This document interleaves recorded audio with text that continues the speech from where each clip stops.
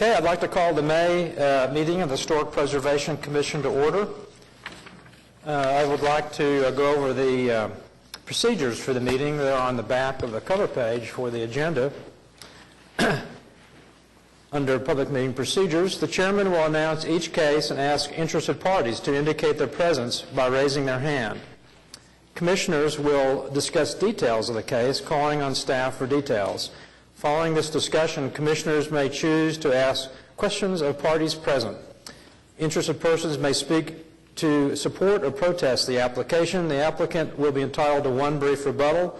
Interaction between applicant and protestants on the floor is not permitted.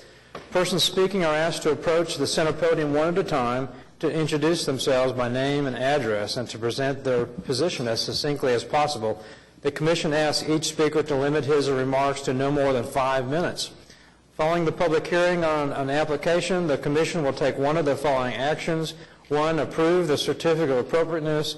2, continue the proposal. 3, deny the proposal with prejudice, which means the application may not be resubmitted for at least 1 year unless the Commission determines that circumstances have changed.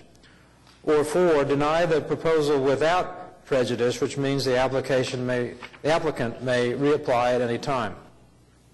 When an application has been approved and after a 10-day protest period has expired, the Historic Preservation Officer will mail the CA to the applicant. City construction permits cannot be issued until the CA has been issued. Contact HP staff for final design review inspection or to withdraw items that will not be completed. And finally, any person aggrieved by any decision granting or denying a CA may appeal to the Oklahoma City Board of Adjustment. All appeals shall be made within 10 days of the Commission decision by filing a written notice of appeal with the clerk of the Board of Adjustment. Okay, and that was out of order, so the next we'll go to the roll call. Jennifer? Alan Brown? Present. Neela Clements? Present. Susan Broadbent? Here. Heather Clemmer? Present. Greg Eddington? George Massey? Present. Mary Jo Meacham? Klaus Kleiman Phillip? Present. And Ann Zacharitz. You have a quorum. Okay, barely. All right, let's go on to item 2 then from the Office of the Historic Preservation Officer. Katie? Just a note about the upcoming statewide historic preservation conference, June 6th through 8th, and then about the change to our meeting and application deadline schedule. Our quote-unquote June meeting will be May 30th, and our July meeting will be June 29th, and the deadlines change responding to that. Okay, thank you. Okay, on to approval or acceptance of the minutes from the previous meeting. Are there any comments on the minutes or corrections or approval? Move approval of the minutes. Okay. Second. Been moved by Suzanne Broadbent and second by Neela Clements. All in favor? Aye. Opposed? Okay, the minutes are accepted. And on to code enforcement report. Any comments on that? Excuse me. I don't Questions? believe code enforcement staff is here today. If anyone has questions about anything in the report, you can follow up with staff. Okay. All right. So, on to the continuance announcements and requests. Katie? None? We have 3 new requests, 18-00036 at 115 East Reno to be continued to May 30th, 18-00046 at 825 Northwest 42nd to be continued to June 29th, and 18-56 at 2324 Northwest 27th to be continued to June 29th. So we need a separate motion on each of those. Okay. So the first one is, take them one by one, 18-36 36, okay? To what date? to May 30th. I move to continue case HPCA 18-00036 to the May 30th. Second. Moved by Neela Clements, second by Suzanne Broadbent. All in favor? Aye. Opposed? Okay, that's continued. The second one, Katie? 18-46 to June 29th. Okay, 46. I move to approve HPCA 18-00046 to the June 29th meeting. Aye, second. Okay. Been moved by Neela Craig Clements and seconded by Klaus Ryman Phillip. All in favor? Aye. Opposed? Okay, that one is continued. And the third, Katie? Is 18-56 to June 29th. Okay, move to continue HPCA-00056 to June 29th. Second. Okay, it's been moved by Neela Craig Clements and seconded by Suzanne Broadbent. All in favor? Aye. Aye. Opposed? Okay, and that one is also continued. All right. Whittled our stack down a little bit. Okay, we have no dilapidated structures and no National Register nominations this Okay. month. We have 9 items on the consent docket, but there is one about which the commission has received several letters of protest. If you all would like to pull that item, it is HPCA 18-00053 at 601 Northwest 15th Street. Okay. We do not need a motion to do that. You can just say to do it. And then, of course, the commission can pull anything else about which you have concerns. And we'll consider that in order, correct? Yeah, we'll consider it after we have approved the rest of the consent docket. Oh, okay, the consent docket. Okay. Is there anybody else like to pull anything? Discussion, or make a motion for approval of the remainder? So we need to remove that one Yep. case that you referenced? Yep. And the number again? It is 18-53. Okay. C8. Let's move that one. We don't need a motion on Put that in one motion on now. that one. Correct. And then I move to approve the rest of the consent docket. Second. Moved by Neela Craig Clements, seconded by Suzanne Broadbent. All in favor? Aye. Okay, the consent docket is approved. Okay, if you were on the consent docket, so C, consent docket cases, item 1 through 9, except for item 8. All the other items are approved. You are free to go. You can follow up with staff if you have questions, but you'll get your certificate of appropriateness in the mail. Thank you. All right, keep going here. So you're approved. Individual consideration. Okay, so first we will do C8, HPCA 18-0053 at 601 Northwest 15th from the consent docket. All right, is the applicant present?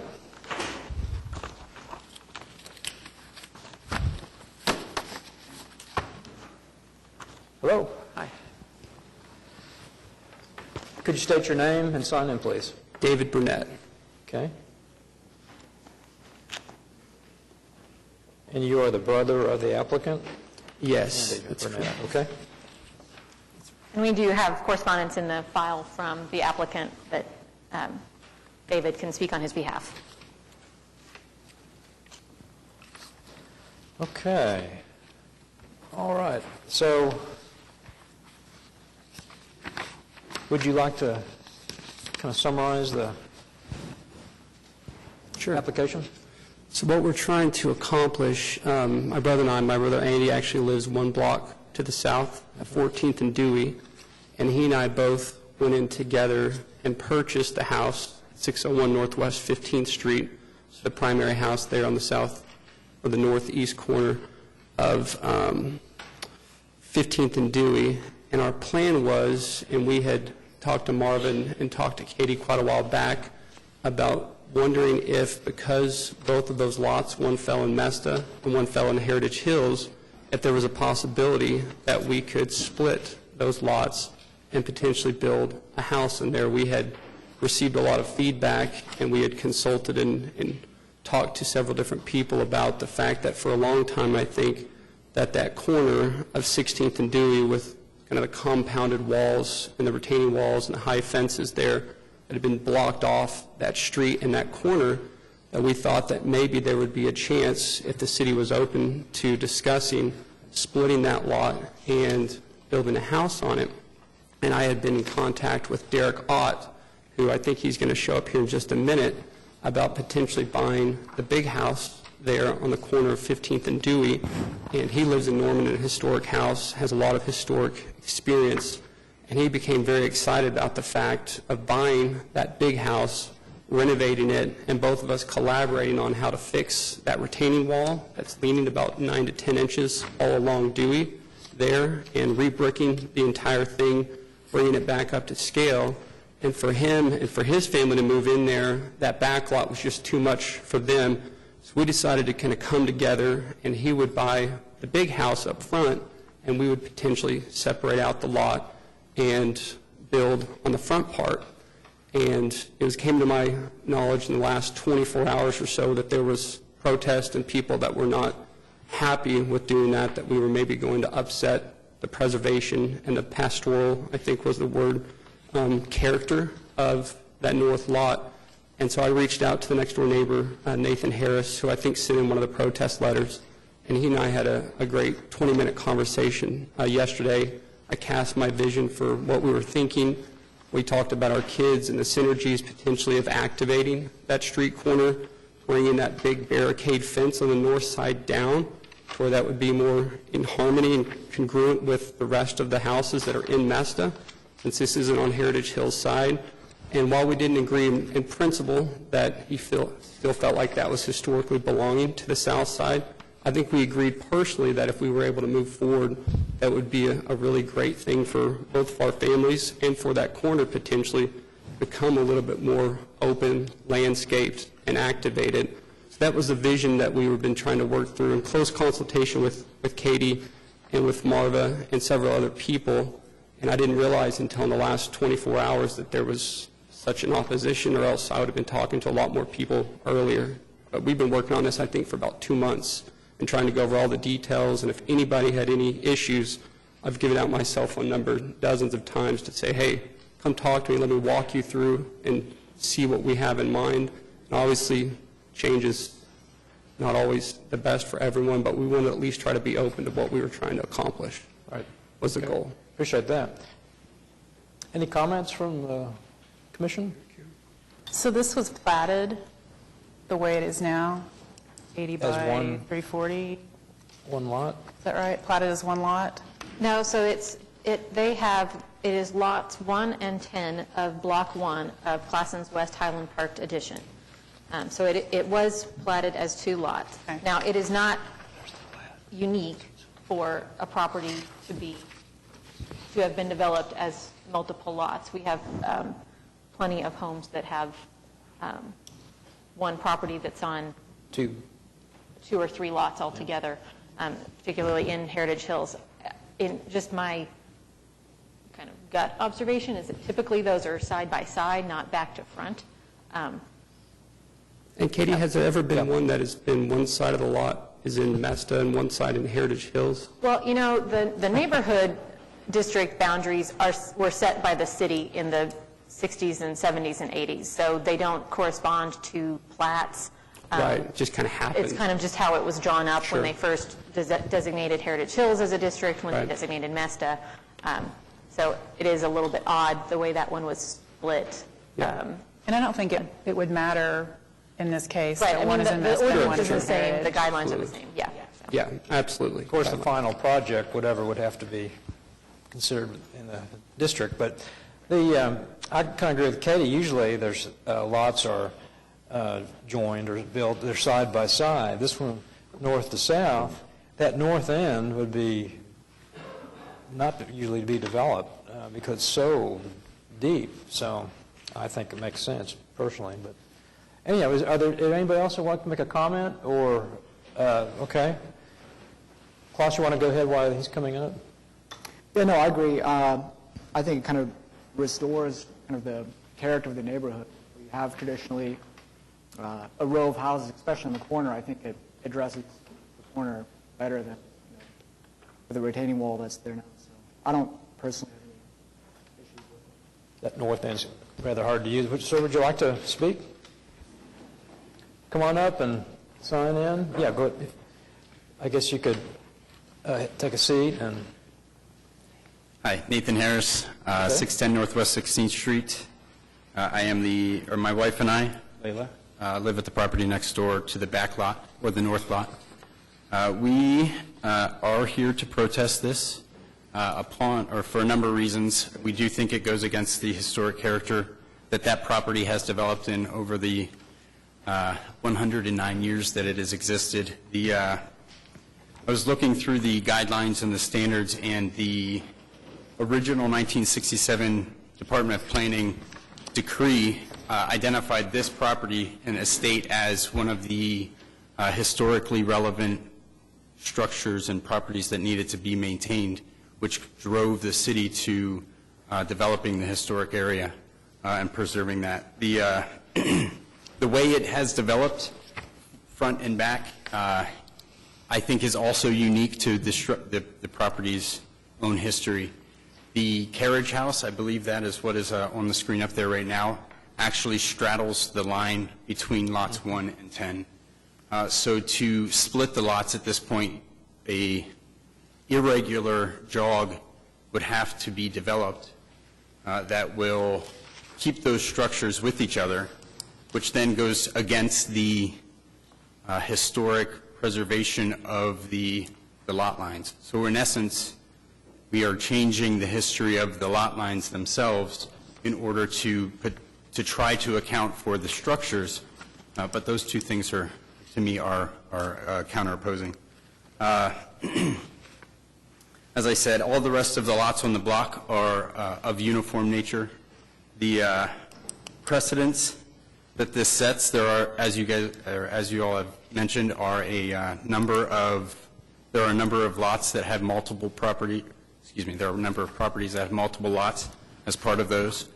This precedence potentially opens those up to future development and future degradation of the historic nature of the city and these areas, which we are here to advocate against, if you will. David and I have spoken. As he said, we talked yesterday. We understand the unique nature of having opposing views on a similar situation. He slightly misspoke when he said we agreed that the retaining wall or the removal of that retaining wall would benefit the area. What we did say was we look forward to, if the commission decides that we are going to be neighbors, we look forward to meeting each other as neighbors and that kind of stuff. We do, my wife and I, we have the unanimous support of both Mesta Park Historic Committees and Heritage Hills Historic Committees that they are opposed to this split as well. There are a number, we've kind of come late to this situation. We only got the notice last week, so we've been reaching out to the neighbors. You have another letter from another neighbor of ours. But long story short, we are opposed. We hope that you maintain the historic development of that area, the historic nature of the yard, the buildings with the pool and there's a fountain in the backyard, and all that has developed as part of the backyard to this property. And to change it now potentially, disregards that history. I've got a couple questions. Maybe you can help me answer. On the Sanborn map, it shows the carriage house or garage or whatever on lot 10. It's not built that way. Right. The only thing that I can infer from that is that they just assumed that's where it was going to go. I don't know that the people preparing the Sanborn maps went out with a tape measure and measured I think they measured the buildings. I don't know that how accurately they drew up where the structures were sited on the property. We frequently have garages in particular that come in that are slightly over a property line. We've had lot splits before where someone was giving 3 feet of their yard to the neighbor because the neighbor's garage was in their yard technically. So it's not unusual for an accessory structure to have crossed over a lot line, and they may just not have realized it when they were drawing up the Sanborn map. I don't think that it's been replaced since 1950. That's obviously the historic garage, so I don't know. May I say, your staff report did say that you think that those lot lines were inaccurate from the Sanborn maps. I think that the carriage is in fact in lot 1. Yes, I think the placement I think the lot lines are accurate. I think the placement of the garage on the property is probably inaccurate. So did that used to be a garage? It's a 2-story garage and servants' quarters. It was I a believe. garage. Carriage house. Yeah, carriage house. Okay. The drive, it's not anymore. It's just a accessory structure. Our final request is that we haven't gotten to see, there are new lat longs that are being proposed as part of these lot lines. We have yet to see the survey results of those. As our property shares a common border with now with these two lots. We would at least like to see what those survey results are to ensure that our property isn't being encroached upon. Which is your lot? We are Are you east? Lot 2. Lot 2? We are, yes, sir. The 610 Northwest 16th is neighbors to the backyard, So you're adjacent to the, quote, vacant part. to the backyard, yes, sir. The subdivision of the two lots, I'm looking at this map drawing right here. Is that blue line the proposed? So all of the planter walls, and that's going to come out? I mean, it looks like it's going right through the... It looks like that line where you're planning on subdividing goes right through all this. So if you look at that, and going back to talking about, I think it plays into the carriage house. So we originally looked at this, and we talked about doing the lot split along the original property line. We obviously, Katie and I both quickly came to the conclusion that that would take the carriage house, which is obviously architecturally tied in, a historical building with the south lot, that would detach that from it, push it to the north. So we concluded that that was not the way to go at all, and that was why we raised up this incongruent lot, was to be able to make sure that we kept that historic carriage house with the south. So the way that we redrew the line, nothing, no historical buildings or anything would be affected. That line essentially goes around the carriage house, and then it goes out to the east to Dewey, and Nathan is right in that I probably misspoke when I said that we both agreed about how great it'd be to activate that corner, but we also have no intention of taking down a retaining wall. We have the intention of fixing the retaining wall, bringing it back up, putting the brick along it. But the blue line that you're referring to, it basically should jog just to the east, then comes down south and goes back out to Dewey. Okay, but it goes right through the middle of those retaining walls, the curved walls and the brick walls that seem to me to be part of the carriage house. Why would you not have just gone straight behind the carriage house? And whenever we discussed that, when Katie and I discussed it, we tried to figure out how to keep all options on the table. And I think it might be good, too, for Derek, who is going to be the owner of that south, potentially the owner of the south part of that retaining wall. What that did was it allowed us the flexibility, potentially, because we're trying to keep as much stuff on the north part of the property as possible. The exception may be the fountain. We're going to reposition the lions to the front part of the house, move all that stuff there. But the garage is the biggest challenge. If we were to be successful in obtaining a lot split, the biggest challenge is what do you do about a garage, because there's about a 7 to 10 foot elevation change. That's why there's that very large retaining wall all along the east side of Dewey.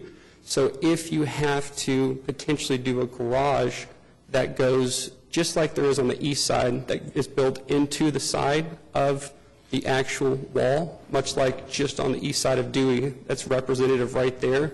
If you had to do that, because of the pool, you would potentially put it back there in that very southeast panhandle corner.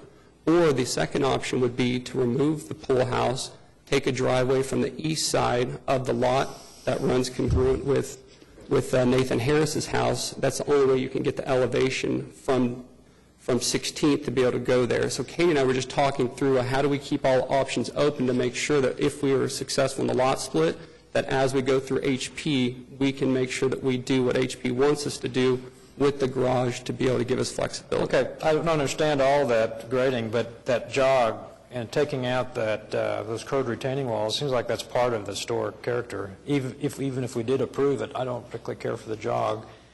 It seems like it goes straight across behind the carriage house.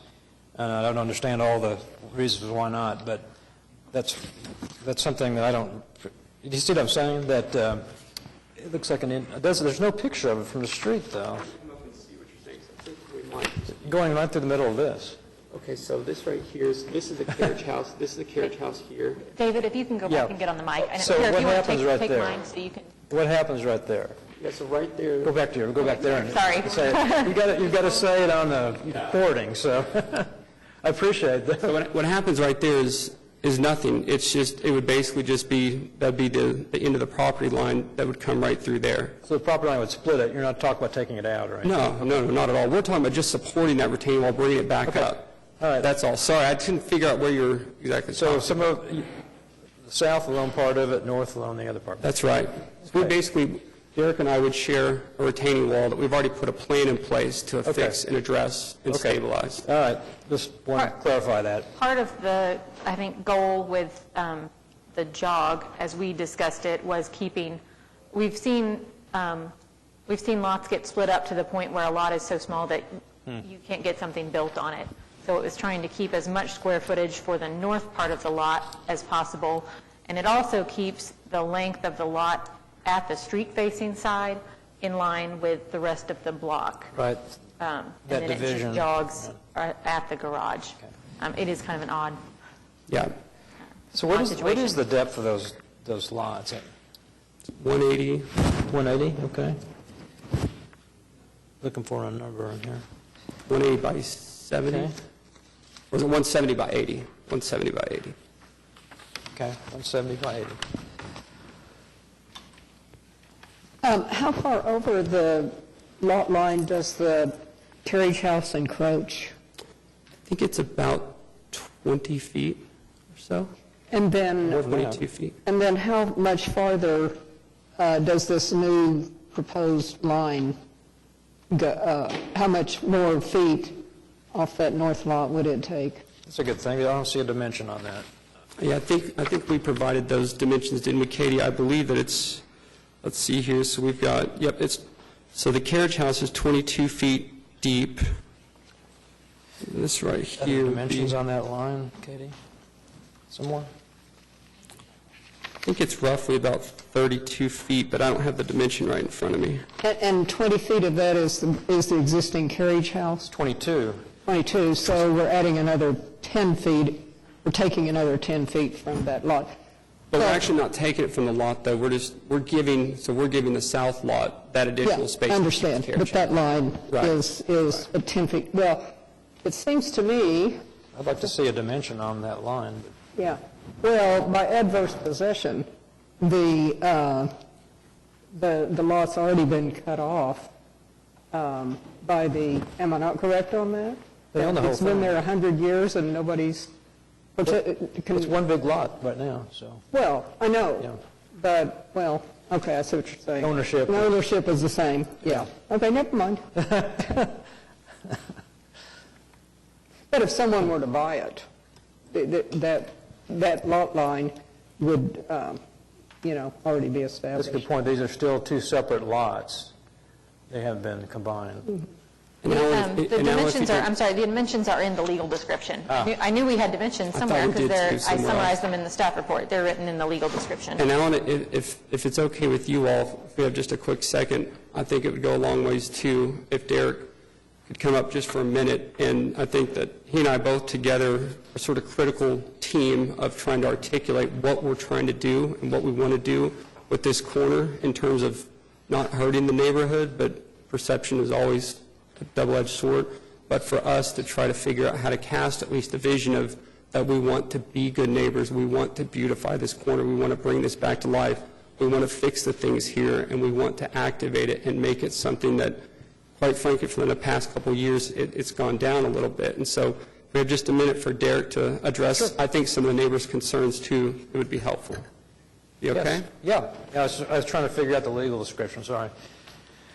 Hello, my name is Derek Ott, and I would be the buyer for the home at 601 on 15th Street. I love historic homes. I currently live in a house that was built in 1894. So getting a house that was built in 1909 is kind of getting a newer home for my son and I. He's 7, and he has always wanted an amazing basement. And this house has a fantastic basement. But it also has a fantastic history. And it's one that if you go back and you look at those Sanborn maps and you look and see that in 1906 this was 2 lots. If you look in 1922, this house had been built, but it was still listed as 2 lots. If you're actually looking at the history, you would see that it wasn't until 1935 that these lots were considered connected. So if we're talking about the actual historic nature of this property, it's been 2 lots. And if you talk about protecting a pool that was built in the 1970s versus, keeping this carriage house that is certainly contiguous with the architecture of the home that sits on 15th Street. It's also a unique piece of property in the fact that it sits between the 2 districts. It's an outlier that doesn't make any sense. It sits between Heritage Hills and Mesta and straddles them both, if you consider this one lot. But even the person who spoke in opposition, the neighbor, said lots 1 and 10. He referred to them as 2 lots. It's thought of as 2 lots. The actual brickwork and structure along that retaining wall are different. They change at the lot line. It does not look like a contiguous piece of property if you were to strip that fence away. This is a wonderful home. It sat vacant for years. Look right now, look at that retaining wall. It needs to be repaired. We want to be great stewards of this neighborhood. I was so excited to find out that my 7-year-old, who's an only child, would have lots of little kids in the neighborhood, chiefly the guys right behind our home, and they were going to keep the pool. And we came up with a plan to kind of put a fence with a gate in between, because we want to be collaborative neighbors, not just between 16th and 15th. We'd like to be collaborative neighbors with everyone in the neighborhood. And part of that is restoring these homes with incredible history to the glory and to the benefit of everyone who's involved. I've officed for a long time just a few blocks away. And for me, the idea of being able to walk to work is fantastic. That is an incredible luxury. But to be able to walk back to such a beautiful home is also, it behooves me to be a good steward of it. Appreciate you guys, and to me, it just makes sense for these to be 2 separate lots and to not have it functioning as an eyesore on the corner of 16th. Right now, all you see is a blind fence. That doesn't make for a great neighborhood. Thank you. We agree. Fantastic. The part that's on that north, the things that are on that north section is a swimming pool? None of that's being used right now. It's all abandoned. Is that right? None of the property is being used. It's None not of been it. an Okay. occupied property, neither the home, nor the carriage house, nor the pool for Nothing. Okay. I didn't for a long period of time. I could stand corrected on that, but I'm pretty sure it's been Okay. been I think we vacant for have a while. some people in the audience that would like to speak. Okay, yeah. Thank you. Other folks? Thank you very much. Former neighbor. All right.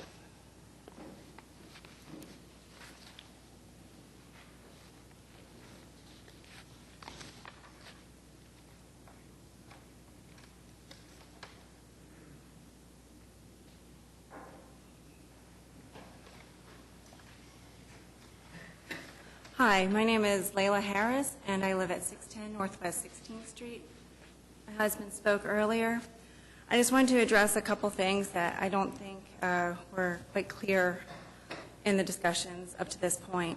One is the irregular lot line proposed, and even if it were changed to just include the carriage house and everything down towards 15th Street. Changing the lot lines as they are may set a very dangerous precedent in the neighborhood, in both Mesta Park and in Heritage Hills. And I know, as Katie stated earlier, that most of the double lots or triple lots are side by side rather than stacked north and south. It concerns me that future development in some of these other properties, one being the Overholter Mansion, which is never going to happen, we hope, but that sits on 2 lots as well. The carriage house is fully on the west lot, I believe. Don't quote, that you may want to check that yourself. And then the house sits on the other lot. But can that one be subdivided? Can the lot line be changed to include that carriage house with the main residence, and then a new house, maybe a smaller house built towards the street? I don't know.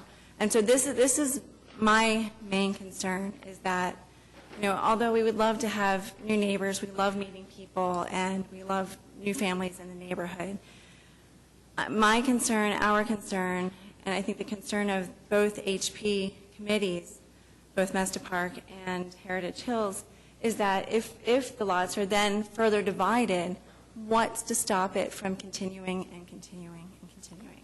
And yes, speaking to what was just said about the back lot not being used for a while, we've been in this house for about 2 years, and the woman who owned it, the husband and wife that owned it before, were selling it. She was there on her own. Her husband was already in another state occupying another residence while she was trying to sell it. So she wasn't as active with it. But I've heard from other neighbors that they used to have parties there. It was used. Our concern is not preserving the pool and even the fountain in the back. It's just preserving the nature of that contiguous 2 lots as an estate.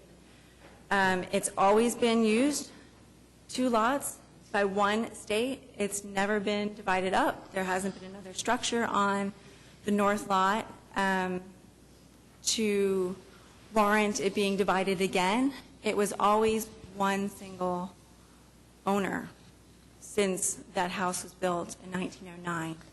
In the 1906 Sanborn maps and the 1922, it is shown as 2 separate lots. And as Katie stated, and as was stated earlier, that carriage house was shown in the south lot and not straddling the 2, but it does straddle the 2.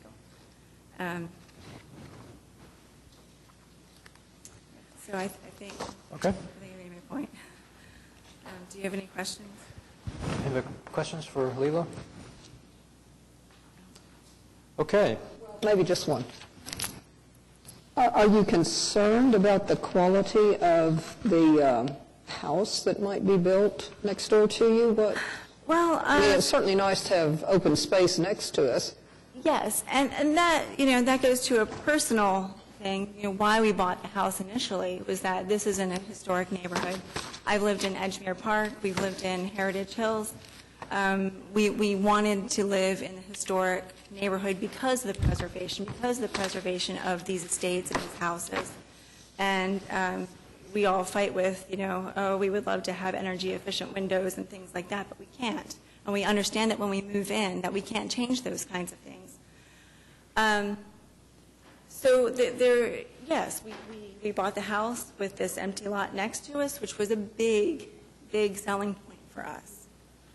We knew that that would be preserved along with the estate and the house. It was, as one continuous property. And now it may not be.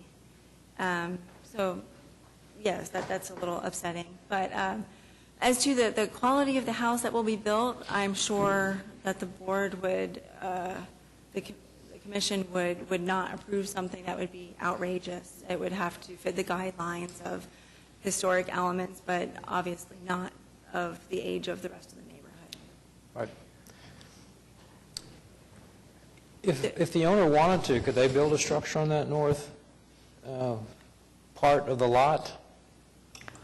Not another Residence. dwelling, right. I mean, they could potentially apply to build yet another accessory structure of some kind. Okay. But not another house. Okay. Just so everybody knows, I think I interpreted the legal description, and that portion where the carriage house is 31.7 feet from north to south and 38 feet east-west. That makes any difference. I just wondered how big that was. So, and it's an 80-foot wide lot. So, okay. 170 feet, 31 feet. Chunk taken out. Okay, any other comments? Is there anybody else that wanted to talk? What do the neighbors think about? Okay, there's folks back. What's that? George might have a comment. Okay, George. Go ahead. This gentleman wants to talk to us. I've had some experience with 2 separate lots and marketing those in Mesta Park and Heritage Hills East. In the Heritage Hills East, it was just a lot. I marketed it for the seller and sold it, and a new home was built and approved by HP. Another one was on 22nd and Harvey. It was the east-west version. The home and the lot were on for sale. And I approached the realtor and I said, I have someone who would like to purchase the lot only. And the seller agreed. Again, we're on an east-west configuration, and that was sold and approved. And a very nice home has been built and sold twice by now. In Heritage Hills, there is a north-south lot at 20th to 19th Street and Robinson. What I'd like to ask Steph is that the house on 20th Street, or the lot on 20th Street, was obviously a home because there are steps going up to this lot. Katie, could you offer some perspective on why you initially approved this, and what is the difference between a house that was there before but it's not there now, burned down or whatever, versus what we're talking about here on a north-south lot? I'm not sure if I can picture the lot on 20th and 19th, 20th and Robinson. I think if there was clear physical or documentary evidence that there had been a separate standalone dwelling on the northern lot, to me that would very clearly justify Another the lot being split, that okay, the property has evolved over time, Right. It's come and gone from being one owner to two owners. Obviously, it's appropriate for the northern portion to be a separate home.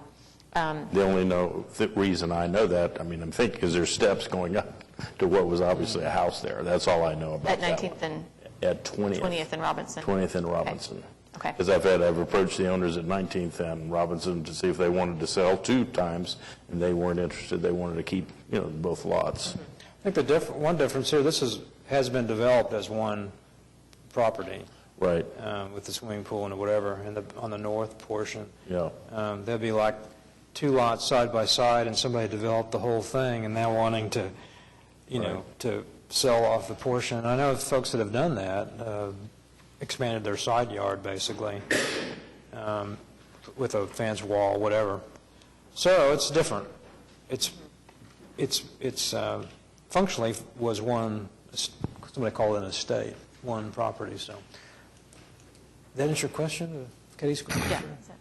Pretty much. Yeah. And talking about jogs, Mr. Carey's house has, his garage is on someone else's property, I believe, correct? Well, it's my property. A typical lot, it would have been their property. Okay, could you state your name and Yes, my name is Bill Carey. I've lived in Heritage Hills and Mesta Park since 1975.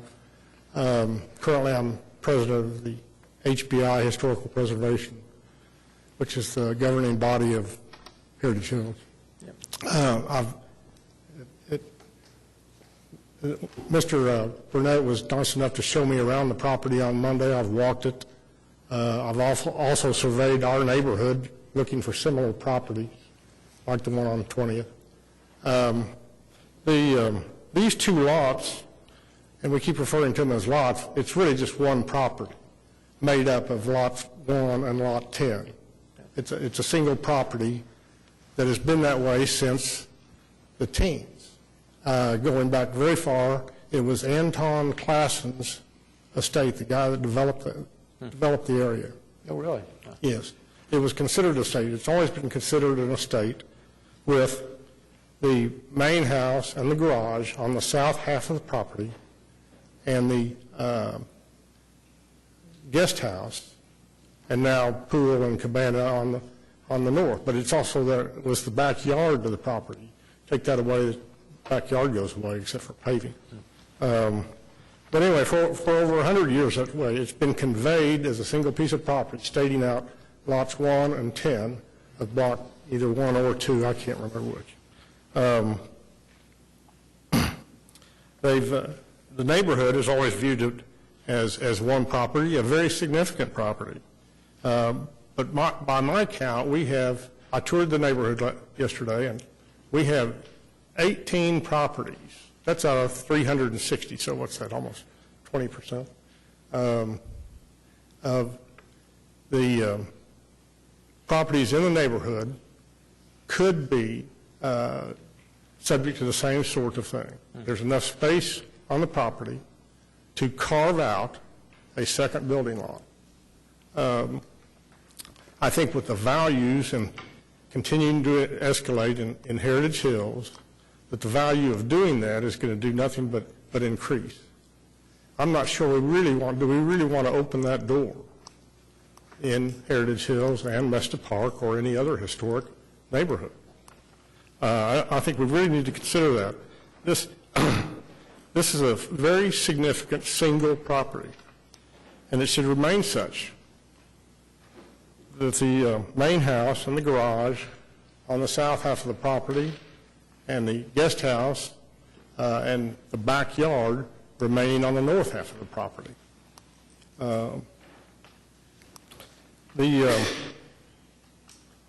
Then you've got, of course, the brick wall, which granted is poorly maintained, but our preference would be to see somebody go in there and restore the property as a single property with a backyard, a guest house, and a garage, and a fence around it, tying it all together. To do otherwise really is to deny the history of this house, of this property. It's not preserving it. That, what I understand, is our mission here, to preserve these properties in their historical manner. Heritage Hills respectfully asks that you deny this request, and so that it can remain a single property. Any questions? Any questions? Thank you, appreciate that. Any other comments? Okay.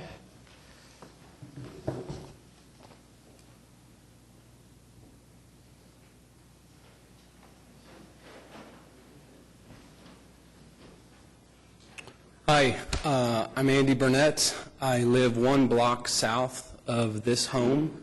I'm the one who technically bought it. My brother will be buying the lot from me, not at a profit, although I tried to work that out. Not really. Poorly timed joke, I guess. So I walk by this house every day with my kids, and when we stand on the corner of 16th and Dewey, it feels like David Koresh's compound. If you guys aren't familiar with David Koresh, he lived in Waco. It just doesn't feel good. It feels terrible from the street. It feels like a house belongs on that site. It feels like that was the intent. If you stand on that corner and you look in any other direction, you see a house, you see a nice house. I think we will be great neighbors to the kind couple that stood up here and spoke. I think David will design a great house that fits historically with the neighborhood. One of the things the prior gentleman, I think his name was Bill, said was that 18, and I might get the numbers wrong, 18 of the 350 homes have enough land to build another house. I think that's around 5%, not 20. And where I would argue with that comment is most of those homes, the room to build an additional house, take the 14th and Walker home on the southeast corner. You've got land there to build another house, but we're not proposing doing that with homes that are running long. We're doing that, proposing with homes that are stretching from 14th to 15th, 15th to 16th. To my opinion, there's only one other home like that in the neighborhood that literally stretches from one street to another street, yet alone from Heritage Hills to Mesta Park. I think this is the only lot that does that. And so as a selfish person who walks this every day, I believe a house with life that isn't surrounded by these giant concrete walls is a much better addition to the neighborhood than the status quo, than some giant backyard that nobody's ever using, you never see anybody in. Even if they are back there, you can't see them.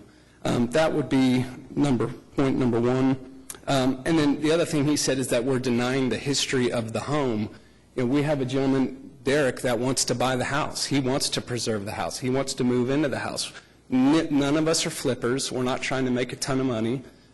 Derek wants the home to live there. He's going to preserve the history of the home. That home has been for sale for 2 years. For 2 years it has sat on the market, 2.5 really, and they couldn't sell it. It took something creative like this, I believe, to bring that house back to life. That house needs a lot of work, and so I would take exception with we're denying the history of the home. I think we're going to really honor the history of the home and hopefully do the same thing on the north half of that block. And that's all. Thank you. Okay, thank you. Oh, I'm sorry, one final comment. When I first walked this property and looked at buying the property, my very first call was to Katie. I was walking the property with Marva Ellard, and I said, am I crazy in thinking about doing this?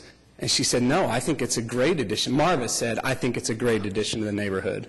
I don't want to quote Katie, but we called Katie, and Katie was very supportive. She felt like it would be a good fit. Now, I mean, the subdivision would be. Yeah, cutting off the northern half and building a house. So with Katie's comments, we went and met with the city. Everybody at the city was super supportive. Marva, who I feel like is normally always telling me no, was super supportive. And so we closed on the house thinking that this was easy. And we didn't find out that there was any opposition until this morning. And we've been reaching out to anybody that we could reach out to in the neighborhood about this. So that's it. Thank you. Should have talked to the neighbors. I'm sorry? Should have talked to the neighbors. Well, we tried.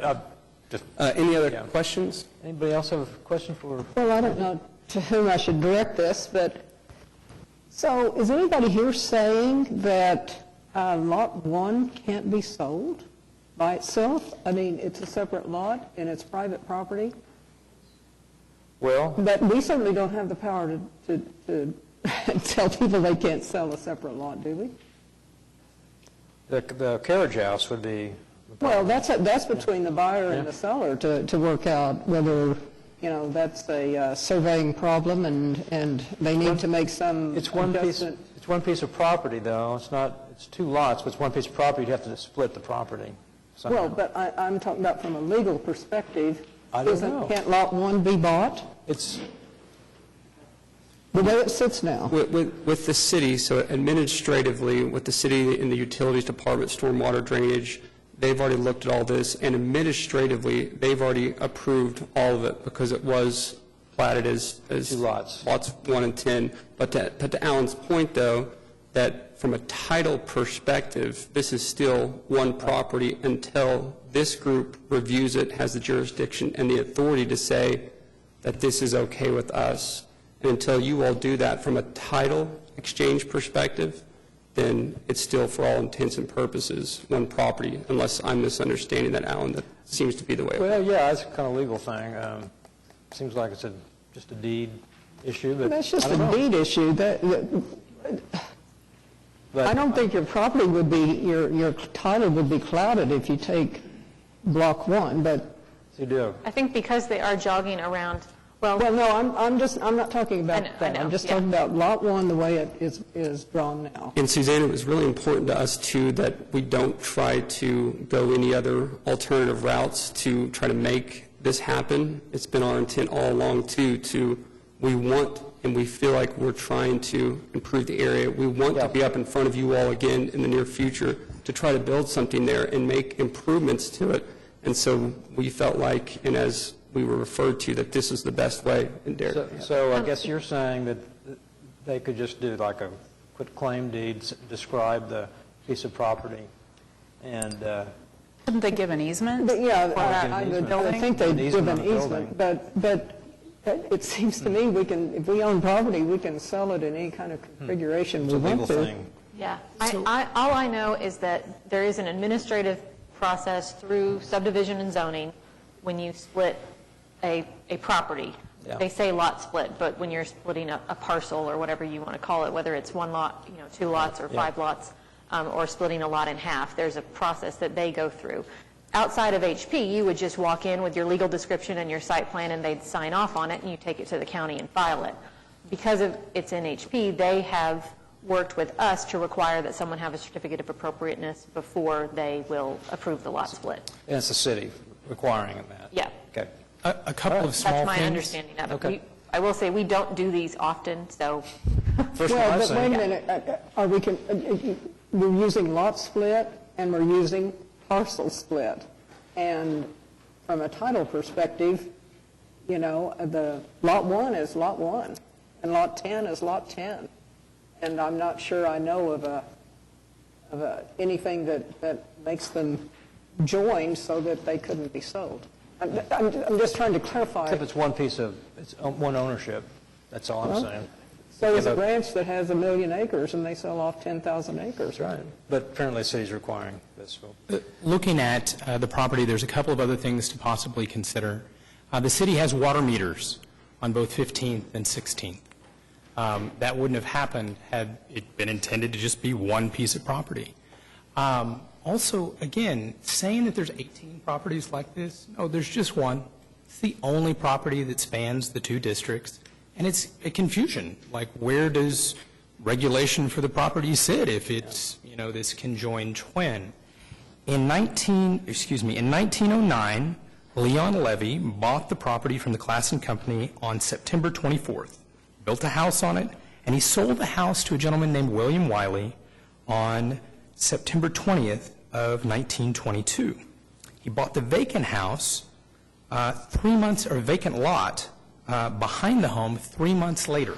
They weren't a single transaction. They were purchased separately. That's the history of the neighborhood. But I want to thank the president of the association for coming up and pointing out that his home has a non-conforming outbuilding on it, and I'd like to keep the non-conforming outbuilding that's been with his home since Mr. Wiley built it, not long after he bought the second lot. But again, he bought the second lot. Even those in opposition aren't referring to this as a contiguous lot. They're saying lots 1 and lots 10. Thank you. Thank you. That is the difference. This was platted for 2 different lots, as opposed to one. I agree. It was platted to have one, there's the home on 15th, the home on 16th. It looks like there was a lack of development. That home on 16th was never, or the 15th, sorry, I'm getting mixed up here. 16th was never built. But if a home is put on 16th, it mirrors the development that's there now, the existing homes. And I don't have a problem with the jog in the lot line, the rear lot line, because it saves that historic building that's at the back of the property, in the middle of the property, I guess you'd say. So I'm looking to approve this based on that. Okay, any more comments? I agree with this also. Not an attorney, and I think we're all up here about historic preservation. I'm not thinking of lots as preservation. It's not a green belt, something like that. If you read what Katie's and her staff have written here on 7 very specific findings and on the approval paragraph here, I don't know how we could deny this, in my opinion, as far as the guidelines are concerned and what they have wrote. Anybody else? Oh, sorry. You need to say something. Yeah. Shannon Rundle, Heritage Hills, been on this commission 12 years, several years ago. And I have known this house since 1974 when I moved in. And that lot was very much a part, it was a backyard of the large house. This is one of the most significant houses in our neighborhood. It's 8,000 to 10,000 square feet. It has always been a property that has been valued by the neighborhood. When I moved in, I took my 2-year-old daughter to the Halloween party in the ballroom of this house. What you all are calling the carriage house has been a 2-story English house that the mother-in-law of people who lived there for 30 years lived in. It was on our home tour. It's as nice, the carriage house is as nice as any house, any regular house in our neighborhood, maybe not the mansion. But this house is so dear to our neighborhood. And I think those of you who live in HP districts, I see, well, Suzanne, certainly you all have houses in Putnam Heights that are just, they've been historically coveted and loved by the people of the neighborhood for decades since we went under HP. And I think that this is making a terrible precedent. We do have other lots. It's going to come again, and, the precedent will be there. And I think that to the public, perhaps because we regulate on this commission doors, windows, and all of that, this is a much bigger issue. And I think people are going to say, they're letting somebody take somebody's backyard, and essentially the large house will no longer have a yard, because to go into the garages for the main house, they open onto that brick courtyard in front of the back house, and so that's all brick driveway, and it's beautiful. But there would be no yard on one of the largest mansions in our neighborhood. So I think, yeah, there are legal things, but there are many other lots. I mean, somebody's looked at some of the bigger houses in our neighborhood. They're all multiple lots. So it just opens the door for this lot issue. This has been used continuously. One property, very historic, and, for as long as anybody can remember. And I would just say, I think it's not appropriate. And I am a realtor. I sold houses in the neighborhood for 35 years, and I had it listed about 10 years ago. And it took a while to get a buyer, but these mansions have survived the previous oil bust. I was also a realtor then. Things sat vacant for years. These houses hold, and that brick wall, for instance, that's been repaired many times. So that's kind of, it may be an eyesore to people who are new to the neighborhood, but for those of us who love preservation, we wait for the right thing to happen. We don't rush in to today to correct a situation. And, this house has always been a joyous house, and it's just, it's I will say, upsetting to those of us who've loved it for many years. Thank you. Thank you. Okay. Tough one. Suzanne, looks like you want to say something.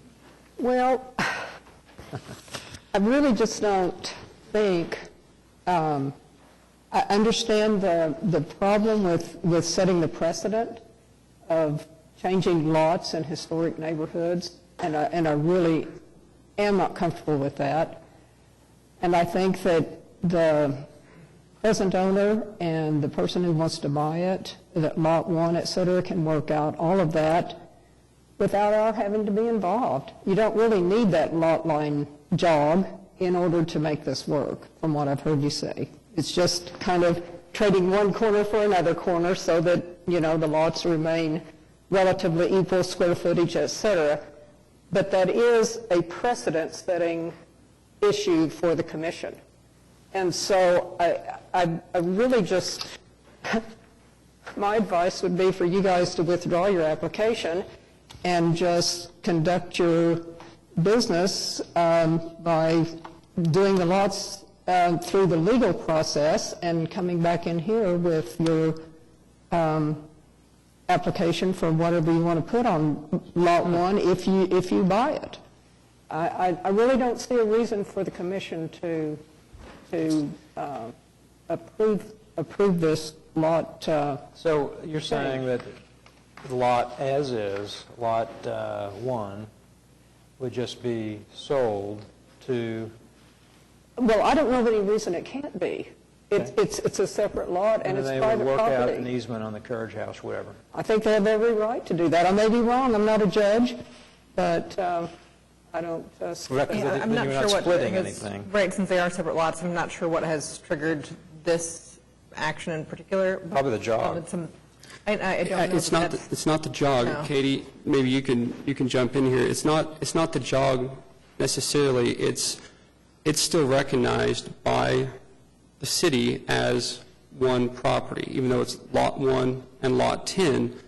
And from what you said earlier, which I believe is accurate, that the city's already stamped the approval for the official lot split, but because this commission has the authority for the certificate of appropriateness, that we cannot actually move forward with that until this commission... But what you've requested is a jog, not just selling the lot.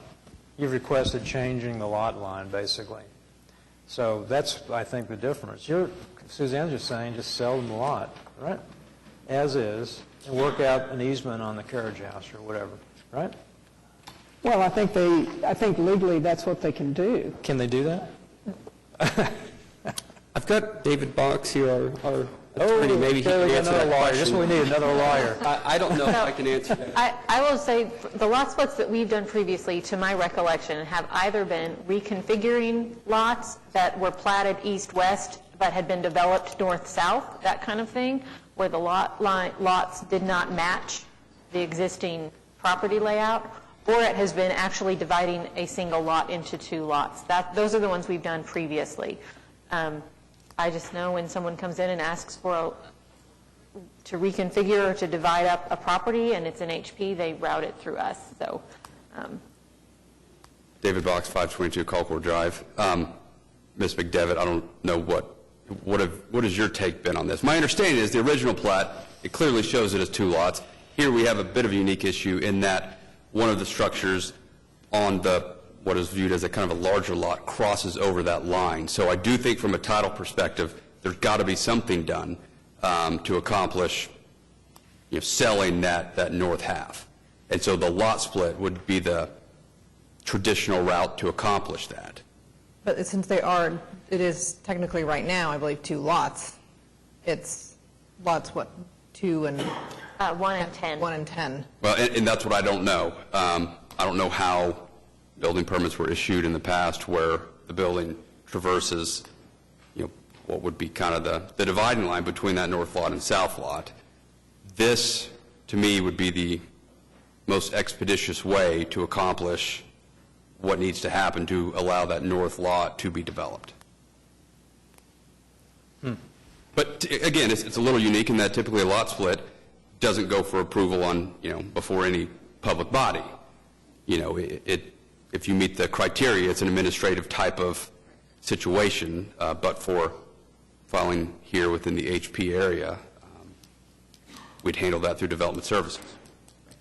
It seems to me, and I'm not a legal expert, but if it wasn't for the carriage house, you would be able to probably sell off those north or the south two lots without any issues, I would assume. But it seems to me that the applicant is trying to maintain the historical nature of that north lot by routing it around that carriage house. So I guess that's maybe why we're here.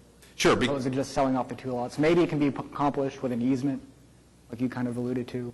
I'm not. And I don't know. I haven't had the chance to dig into that. But yes, that is one of the unique issues here. From a title perspective, I do think we need something perhaps from the city showing that this has been approved because of the location of the carriage house.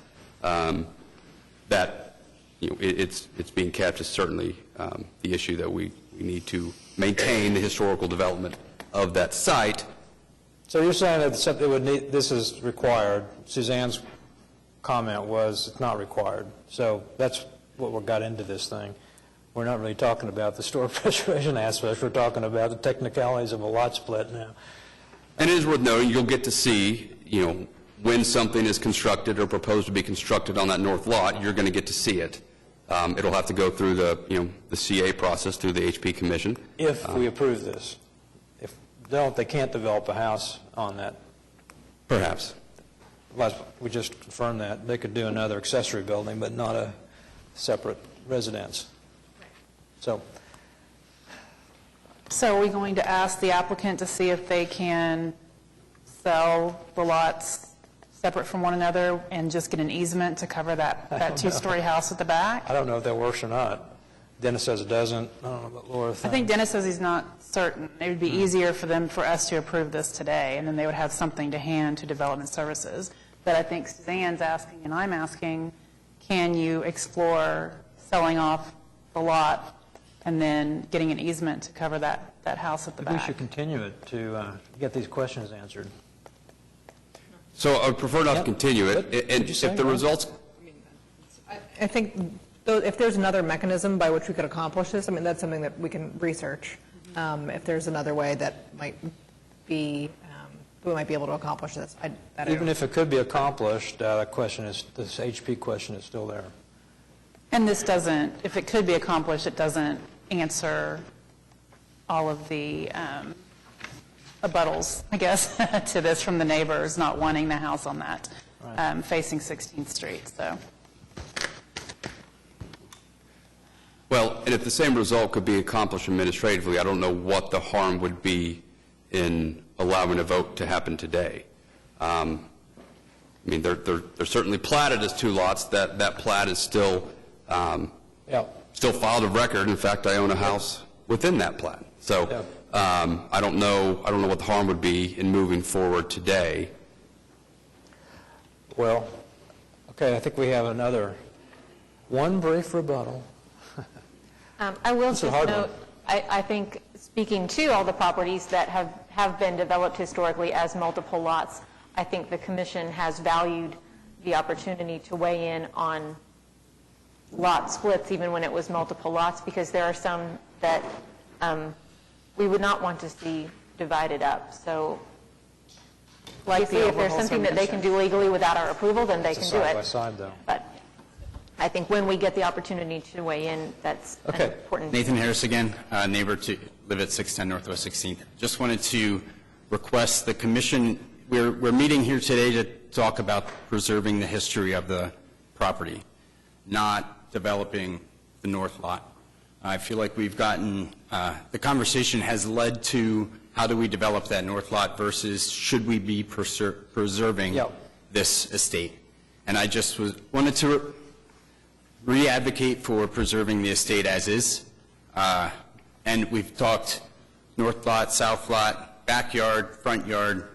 It is one property, sounds like since 1922, which is still, 50 years prior to, not 50, 40 years, public math. I kind of agree with you. We got off on the technical side of how to do it. So I'll just say in closing, and we'll be done, but we would really appreciate consideration of doing an actual vote today. And I think that there does set probably even much more of a dangerous precedent, potentially, Suzanne, if you have people trying to finagle their way or trying to figure out how to get around the HP to do some stuff and create easements. And our goal all along in this was been, how do we make sure that we convey to everyone that we want to do this the right way and we want to change this corner, we want to beautify it. And Derek obviously knows that he's losing a backyard, but he's made comments to me several times that he can't even begin to imagine managing that backyard. What he has up there is perfect for him to pull and push all of his resources into that to turn that house around. And we want to do the same thing for the north lot. And from a title perspective, from all the research that we've done, and the way that we want to try to handle this is we want to try to have the HP vote on it and hopefully understand that we're coming with the absolute best of intentions, not to make money or to flip or to take away any historic aspects of the neighborhood. There's new houses that have been built in Mesta Park in the last 5 years. There's another house that's under construction right now, I believe at 20th and Lee. We're not breaking precedents here. We're not trying to set new precedents, and that would be our final thing, is at least to consider, please, to vote on it today. Thank you. Okay, thank you. What do you guys think? Does anybody have a... I think that, just to reiterate what I said before, the proposed development of the northern portion of Lot 1 keeps with the development on the block in the neighborhood. Continues the pattern of the development? It continues the pattern of development. Mm-hmm. Yeah. And I'm ready to make a motion unless someone else... Well, I don't like to see us get into this precedent of redrawing lot lines in historic preservation districts because, I'm pretty sure that in every neighborhood there's going to be many, many structures that are 10 feet over the property line, et cetera, and it probably never come to us, but, if it does, we've set the precedent for having all sorts of different lot configurations. So that's your opposition, not necessarily the development of the north lot? Well, I can certainly identify with the neighbors' concerns about that. I mean, when I drive into Putnam Heights, I like the way it feels. I like the open spaces. I understand what you're talking about. But some of those open spaces I don't own. And so if someone wants to do something on them, I really can't stop them. And that is the only opposition would be to whatever they want to put on it and whether it meets the Well, it has historic they have to come preservation to us, but, guidelines. Yeah. so if it was developed, if it was done without the reconfiguration of the lot line, you'd be more... Depends on what's presented to us. Well, I mean, Well, it's just... if it's appropriate, you're saying, yeah. Yeah, just the whole question of selling off the north lot. If it was sold as a lot with an easement for the carriage house back to the lot 1, lot 10, you'd be in favor of that? I don't know if that's possible, but I kind I of will agree say- changing property, lot lines. We have approved at least 2 what were technically lot splits in the past to address existing accessory structures that crossed over the property line. They were not nearly as dramatic as this, and they were properties that were owned by 2 owners. But it was garages that were a couple of feet this way or a couple of feet that way over a property line. I can think of one in, So we have I done think, that. Heritage Hills, and one in Shepherd. So we've before. done that, not as dramatic. We have done that before. It hasn't, like I said, it has not been as dramatic as the lot line here, and it hasn't had the historic ownership issue. All right, clarifies that. Do you have a motion? I think we talk a lot about concerns about setting precedent, and I think we shouldn't think that way because we are to look at each proposal and property on its own merit. If someone mentioned the Oberholzer Mansion earlier, if someone brought that to us, it would be a different, probably not be approved because it's a different setup. Side by but I side. think we need to understand that this is, I don't feel like it's precedent setting. I feel like we are looking at this particular property, this proposal, and making a decision. Okay, is that a motion? It is. I move to approve HPCA 18-00053, and I do agree with all of the 7 specific findings in the staff report and would like to include those. Second. Okay, it's been moved by Neela Crank Clemens, a second by George Massey. All in favor? Aye. Opposed? No. Is that Suzanne? Okay. All right. I guess it has been approved. Thank you, everybody. It's a hard one.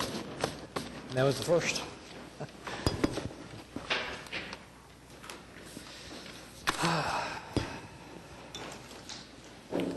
Okay, next.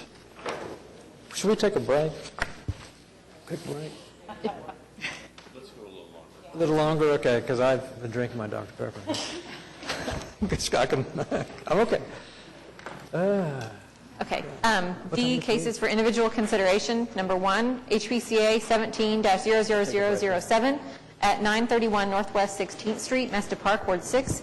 Consideration and possible action on application of Cody and Kelsey Ruby by Patrick Ruby for certificate of appropriateness to amend approved CA to construct a garage, including 7 upgrade garage doors to carriage-style doors required and 8 stained garage doors required.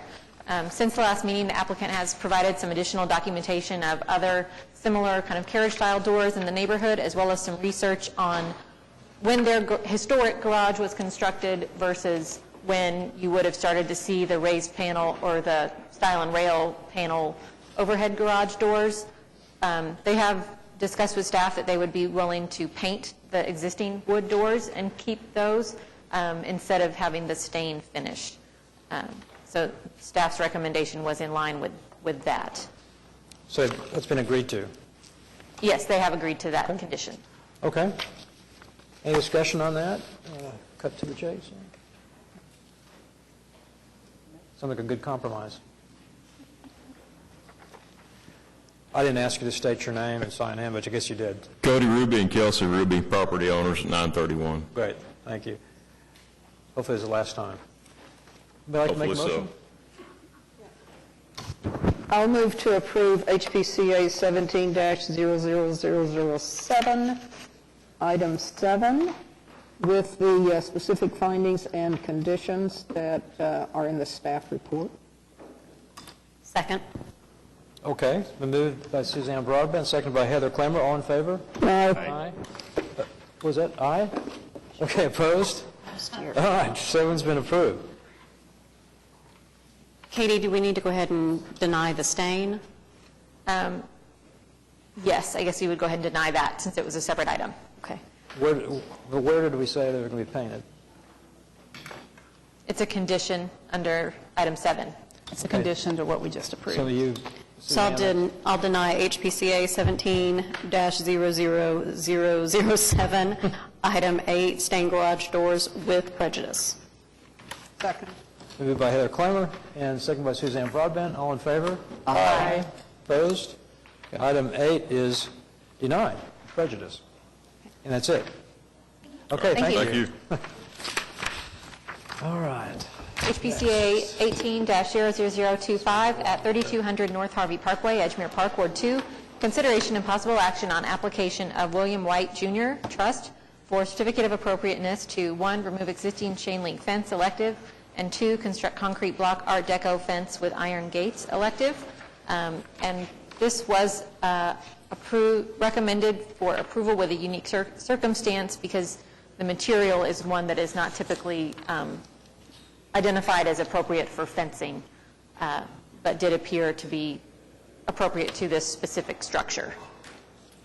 William White, 3200 North Harvey Parkway. Okay. Any comments on this?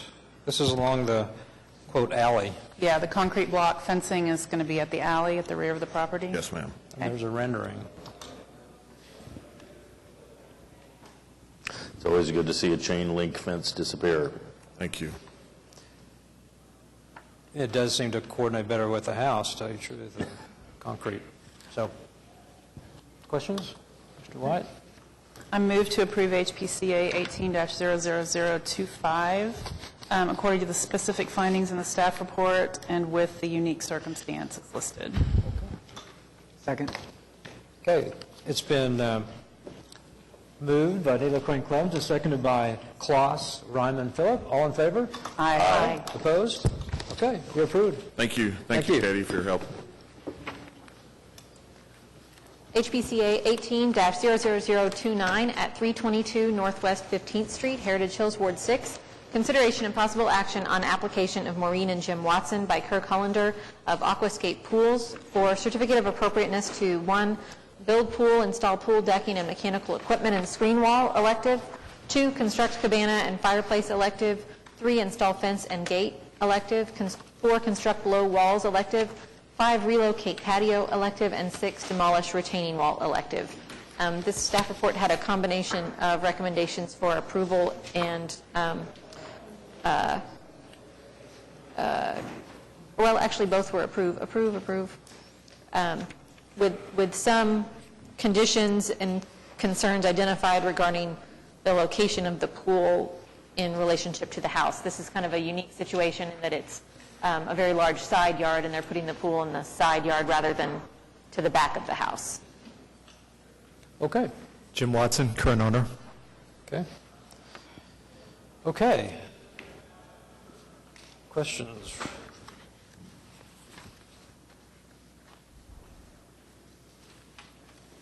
I think if I can just kind of summarize, I think the one issue is the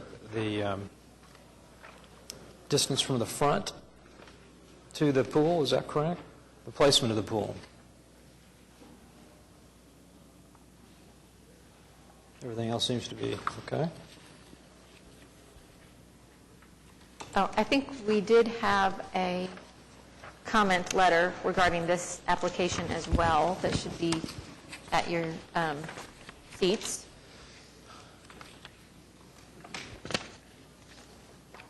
Yep.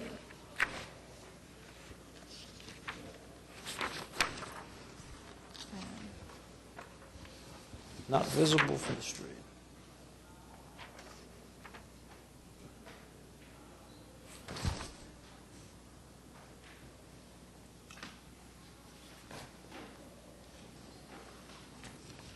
So they're concerned about being visible from the street. The HP Heritage Hills Committee. Yes, stating that it should be set back similarly to the way you would set back a fence in the side yard or set back a pool behind a typical, as far back as it would be if there were a house in front of it, essentially. I would agree with that. Mr. Watson, is that something you've considered or would consider? No. Okay, Can I speak? So we purposely picked the location for the pool because one of the beautiful things about Heritage Hills is the size of our mature trees. And if you look at the pictures in your deck or up top, you will see that probably the most distinctive part of this lot, and by the way, we're back to 2 lots again, okay? I hope we're taking this discussion in an opposite direction, because I think this investment, it's a significant investment in this side lot, actually preserves it, because right now it's an empty lot except for trees and grass, and while I have no intention of selling it or separating it, I think putting a significant investment in there makes it economically unfeasible for any future owner to try and split the lot. So I think this is a very good thing, speaks to everything that my neighbors and the Heritage Hills Preservation Committee was talking about wanting to preserve these open spaces. But the reason I picked that, again, is if you look at the appropriate pictures, there are 2 very large, mature, stately oak trees. And moving it back, there's the one I'm talking about specifically. We put the lot in the center of the 2 trees to avoid, we put the pool, thank you, between those 2 trees. If we move it back 15 feet, which is about what we need to get to the 40% requirement, that tree will have to come down. And I think that, as noted in the recommendations from your staff, it says currently that this 3-foot wall, which is actually 2 feet with some 2.5-foot columns that raise to 3 feet with the post. It doesn't impede the sight lines, doesn't impede the views of the architecture of the house. So whatever benefits that may be gained by pushing the pool back 15 feet is by far offset by the loss of that mature tree. And I think we've made the wise choice in the current location. A question for you. I'm looking at 2 plans. I'm looking at this fold-out, then I'm looking at a color, and the pool's in a little different location. Which one is correct? The one in the center. That may be, the one that's in the center of... The color one? Yes. That's correct, okay. Yeah, which should be a little further forward, and that was... Yeah, it is, you're right. So doesn't apply. All right. And you're proposing to install a fence? The Item fence, 3? again, if you look at this photograph, there's a couple parts of this fence. That is a 5-foot fence in the back that separates us from the St. Luke's parking lot. It's a real eyesore back there. They've got sheds and basketball courts and trailers, very tall lights that shine in our yard. The proposal is to put an 8-foot fence in the back, a cedar fence. And there's another photograph in your packet that shows on the east porch, on the back side of the east porch, a small fence that currently we have a wood fence up there that kind of leans there and keeps the dog in, and we think putting up a wrought iron fence there is much better looking than what's Sorry, currently where's that in place. wrought iron fence going to be? It was in the packet. Let's see. There's an east porch, and on the, as Maureen said, the back side of the east porch. These were the recent photographs. It would have been in the photographs we originally submitted with the first packet. Hard to figure out. If you stop there, I can give you some. So you can see the east porch there. And if you go up the stairs, it's currently open. You go across the porch and you go down the back side of that. Currently that's open except for a temporary wood fence that keeps the dog in. Exactly. So it would be on the back side of the porch, not the front side of that porch. Is that fence on the side of the driveway, is that a wood fence? On the left, that's a wrought iron fence It is that was wrought iron, okay. approved by the Planning Commission, I believe, according to the report 2003. That's fine. It says existing 6-foot iron fence. And yeah, it is. I can tell now. Well, the one thing about it, this is a large lot. It's such a formal pool.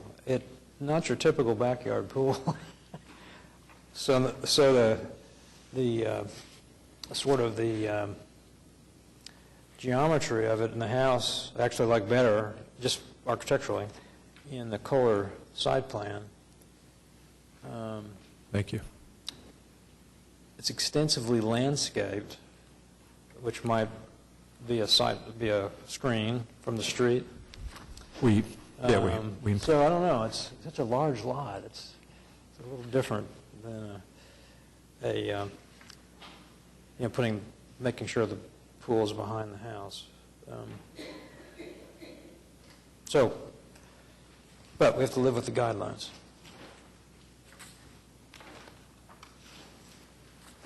Comments on, that's kind of my overall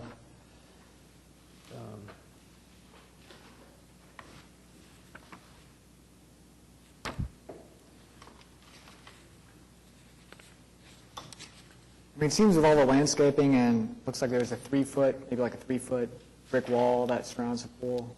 It's 2 feet. The columns every 10 feet rise to 2.5, and there's a lamp post on it that rises to a soaring 3 feet.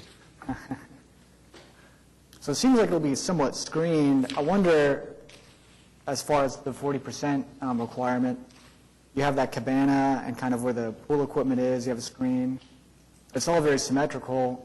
And I'm not sure if there's a site plan that shows that existing tree. Yeah, I was trying to find that tree that you were talking about. Well, it's on the photograph. We were paused on it earlier. It's kind of tough to gauge where that is in relation to the pool, but I'm wondering if the cabana was moved over so it wasn't, centered on the pool maybe, that would gain you, it almost looks like it'd be maybe 15, 20 feet, to the back of the pool. Maybe you'd be able to move it back without affecting the tree, but I can't really see where that tree is. Well, maybe who's controlling this photo is up here? Could you go through the slides so we can see the tree? Paula? Sorry. Stop us when we get to it. All right. So this is our east porch, looking due east. So this is where the pool would go, and this is centered directly between the 2 oak trees. And if we move forward on the next slide, I can start to show you where the oak trees are. Go forward. Next. Paula. Okay, so that's the rear oak right there, and you can't see from this photograph how far, the branches come out, but right now we've got the pool centered outside of the branches. Moving it to the right puts it directly under the branches, and digging a 7-foot hole for the pool will likely kill that tree. And I'm not sure I want to either risk that, nor do I want to risk, having it fall in my pool if I've gone and dug out half of its root structure. So I'd probably take the safe route and just remove it, and I don't think that's the best interest of the, the look and feel of Heritage Hills. Okay, I just would like to have seen those trees, since they're so important, located on your site plan. I still can't quite figure out where those are. They're, I see the photograph. It's very subtle on the color. Sorry, I'm Maureen White. Okay. It's on this plan, the Scott Kildare. Okay, where are they?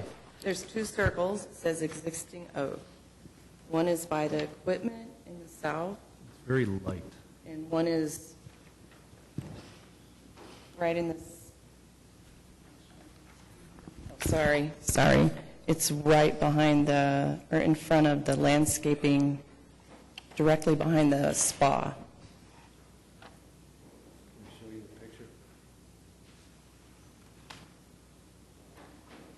Existing oak, I can see one to the east of the Do you have this? wall. Is that the one you're talking about?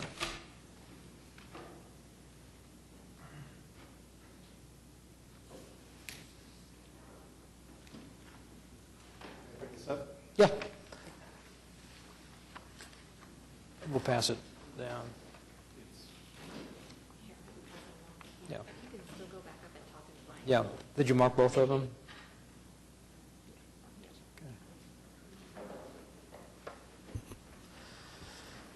Okay. Yeah, so what this will show you, I put 2 arrows next to the 2 oaks. And Oh, okay. It shows you, obviously, the trunk. It doesn't show you the, the branches and how far out it extends. Yeah, well, now I can see them on the plan. Now that you highlighted, it says existing on there, too. And that's one reason why you shifted it a little bit to the west? To center between those two I think we trees? shifted it to the north, but yes, that's exactly why we picked that spot. West. Okay. So the question is the setback. Any more comments? I appreciate trying to keep a mature tree. And it seems like they've added a lot of landscaping, so to help screen the pool. There's quite a bit of distance, seems like, from the street to the front, so I don't know if I have a big issue. I feel it's an incredible design for the pool. I think it would be a tremendous enhancement for not only this home, but the entire block. Thank you, Mr. I've been by that many years, and I'd be happy to see something else there besides the lot. Thank you. Okay.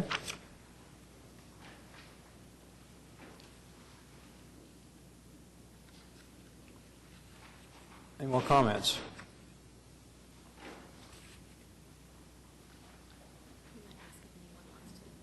Yeah, is there anybody who'd like to speak to this? Sorry. Anybody? No?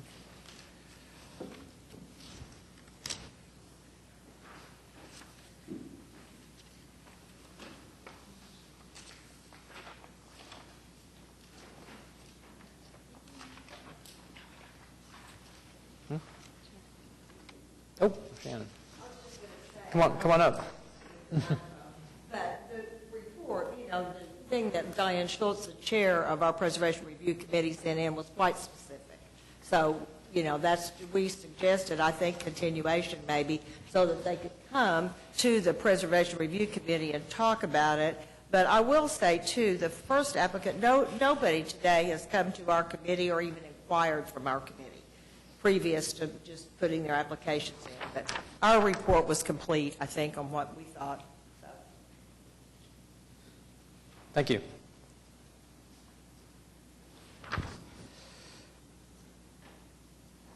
Shall be located in backyards where they are not visible from the street. That's the issue. Comments?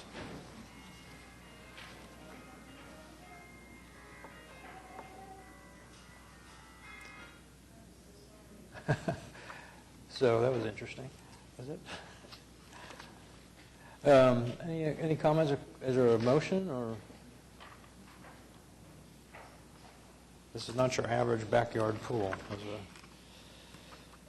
Kind of come back to, it's more of a landscaping feature.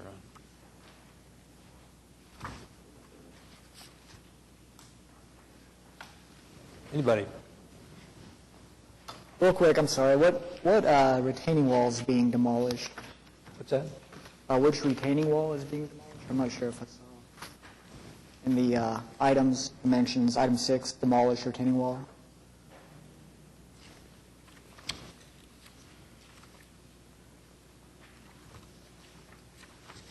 Where is the retaining wall?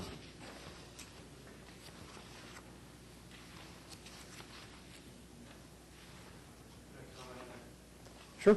Yeah.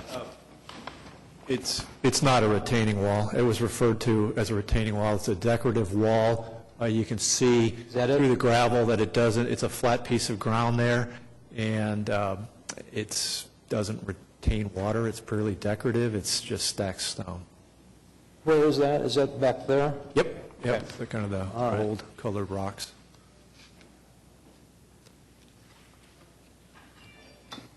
So I'll make a motion to approve HPCA 18003 29 with all the items. With the findings, conditions, unique circumstances in the staff report, or Yes, anything else you want to add? With the unique conditions and circumstances. Second. Okay. Moved by Klaus Ryman Phillip, second by George Massey. All in favor? Aye. Opposed? Nay. Okay, it's been approved. Thank you. Who was opposed? Sorry. Neela. Thank you. Another tough one. HPCA 18-00033 at 601 Northwest 19th Street, Mesta Park, Ward 6. Consideration and possible action on application of Brianne Asbury, Mario Reyes by Catherine Montgomery, AIA, of Preservation and Design Studio for certificate of appropriateness to 2, remove retaining wall and establish roll terrace elective, 4, construct garage elective, and 6, install lights at eaves elective. The commission saw this application last month and had asked for some more information about the proposed lights, some additional documentation on the prevalence of two-story garages in the surrounding area, and then kind of further information on whether or not the retaining walls were historic. I believe that was everything. Okay, applicant present? Brianne Asbury, I'm the owner of the property. Okay. And I'm here to answer any questions you might have. Okay. Did you sign in? Yes. Yeah. All right, we've seen this one.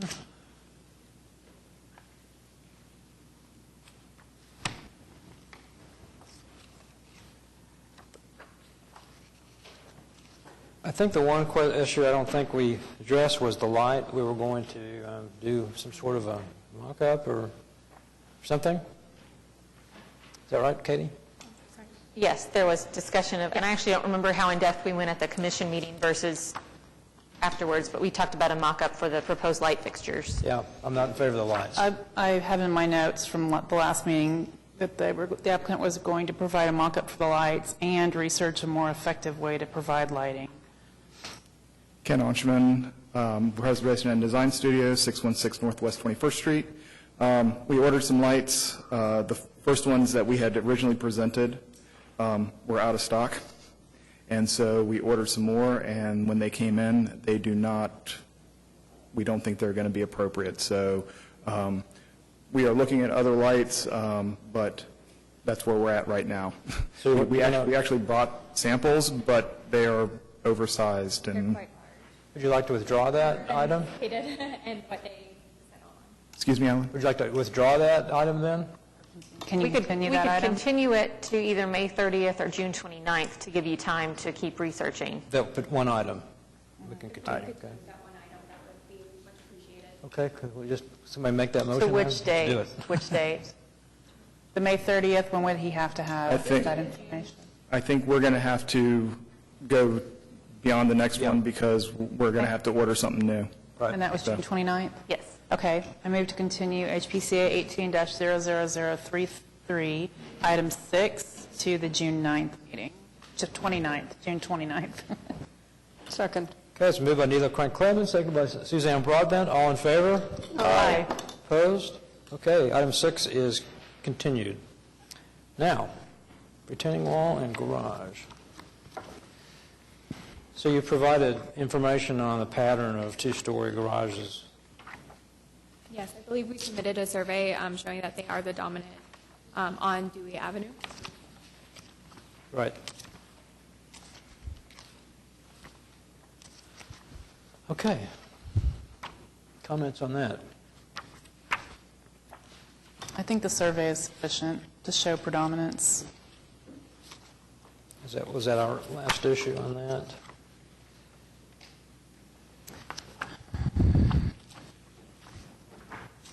They did add, reconfigure the windows on the front second story of the garage, which was discussed at the meeting last time as well. There's to create a pair of windows And that's instead of been just a done. single. That was done. It's shown in the packet, so. Yeah. Okay. That's the only other note I had from the last meeting. I'm So, glad you keep notes. yeah. Oh, nice picture. Thanks. Would you like to make a motion?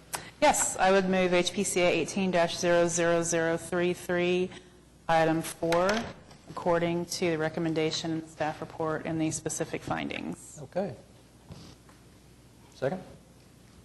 Well, There's also a condition and unique circumstances. and unique circumstances. Thank you.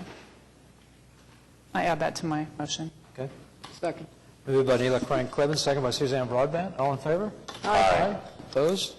Okay. Item 4 is approved, is noted, and retaining wall. Any change on that? So the applicant submitted some additional documentation of properties that currently have retaining walls for which they could find historic photos where there were no retaining walls. So we know that those were added over time throughout the districts. Staff included some photos that we were able to locate of kind of the opposite situation, properties that, very historic photos that show existing retaining walls that are still there. We also noted that there are retaining walls quite consistently all the way up the west side of Dewey through much of the historic district because there's a pretty steep climb on that street.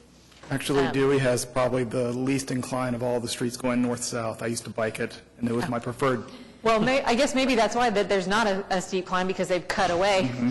So you've got a steep climb to the properties, but the street is level. So there's a definite pattern Now, we of did going go up and back up. today and looking at the photos that you submitted, and we paired them up with current photos. So if we can show those as well. Sure, we can pass that around.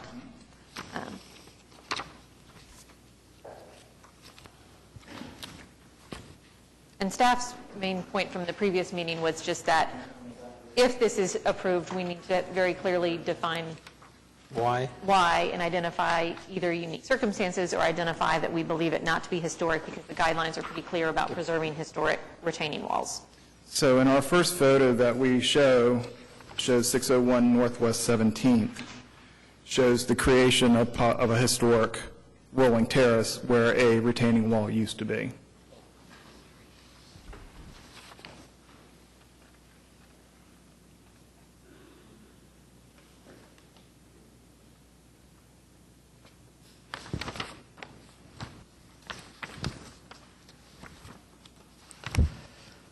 Okay.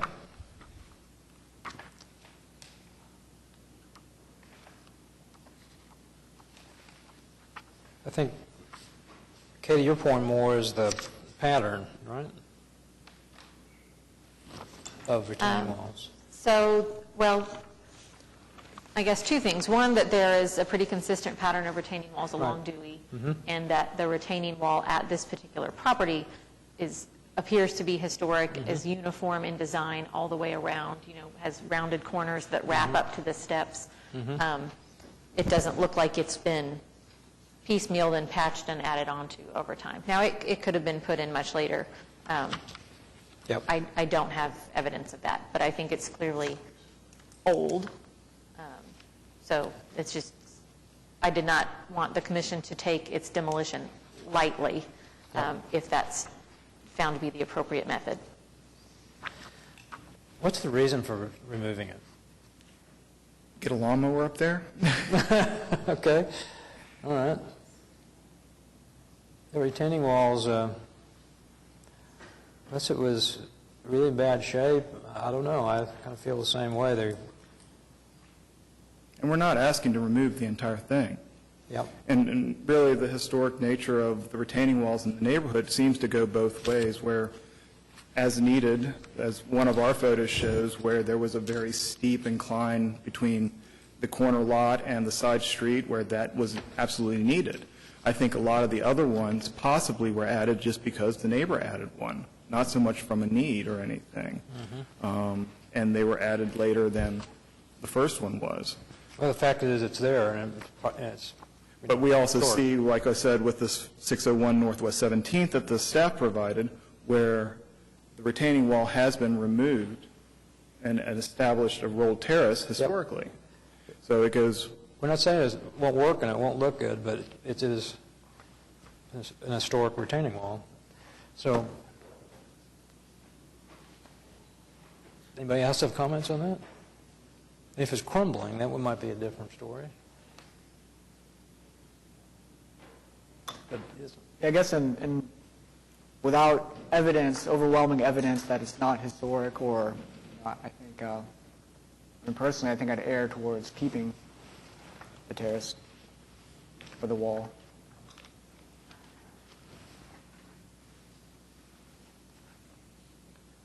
Anybody else?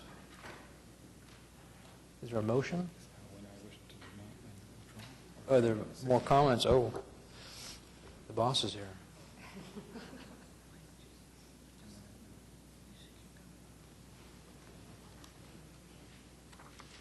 Well, are there any continuances left on this retaining wall? Yes, they have another continuance.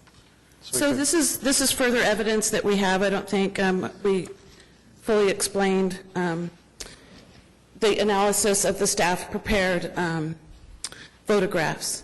We have, I think there were 7 examples provided. Out of those 7 examples, 4 of them are outside of the Heritage Hills and Mesta Park districts, and in fact were located on 10th Street and Broadway, and most of those properties don't even exist anymore. Of the 3 that were within the historic neighborhoods, we have the one in Mesta Park at 601 Northwest 17th Street, which illustrates, if you look closely at the historic photograph, it looks like it's a block, like a cast block, retaining wall with a lid. You know, it's got a little bit wider cap on it. And you can see that in 2018, we went back as far as 2003, where the county assessor's photographs were available, and the retaining wall has not been there since that time. Sorry, what was that date, Catherine? Huh? What was that date?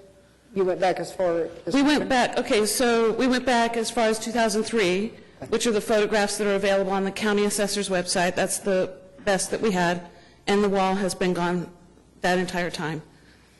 Then what address is this, Ken?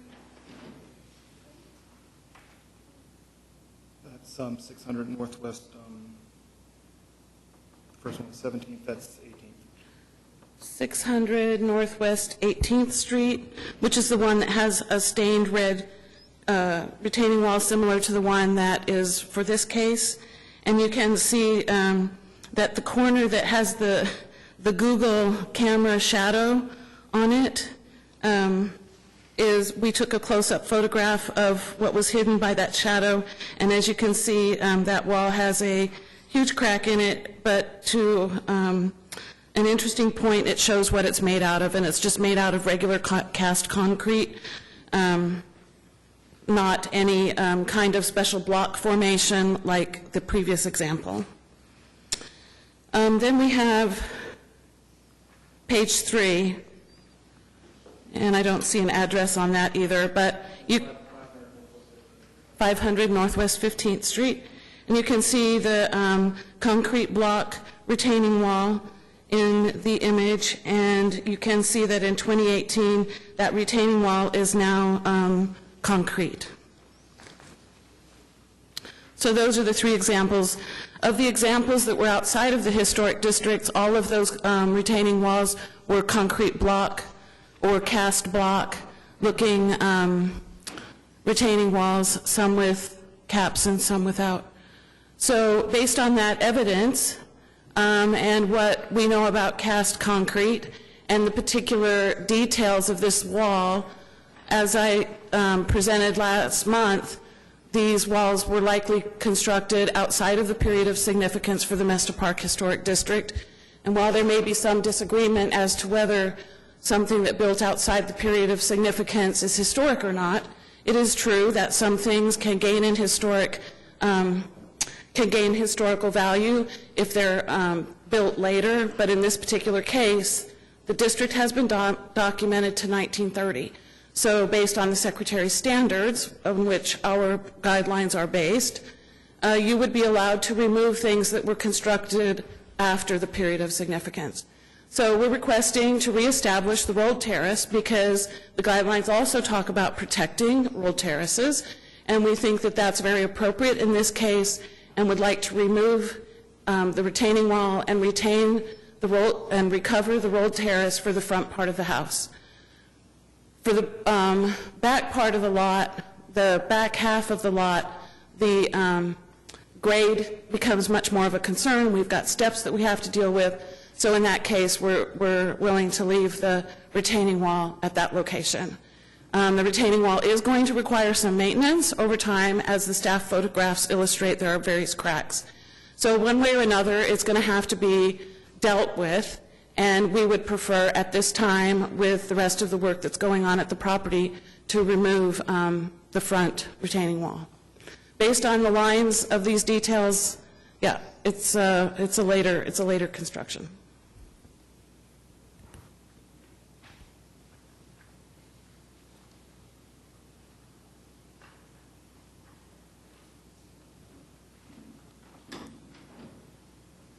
Catherine, I get the argument for this particular wall being a later construction, but do you have any evidence that there wasn't a prior retaining wall there, that this is a replacement? We do not have evidence of a prior retaining wall. There are some retaining walls that we have seen that might have been made out of something else and then got some kind of a parging coating, but we're assuming that this wall is similar to the one on page 2 that staff provided that shows you, where it's cracked and you can kind of see what it's made out of. And I missed last month, how many other houses on 19th have these kinds of retaining walls? I'm going to ask Ken to address. Oh, if you go back.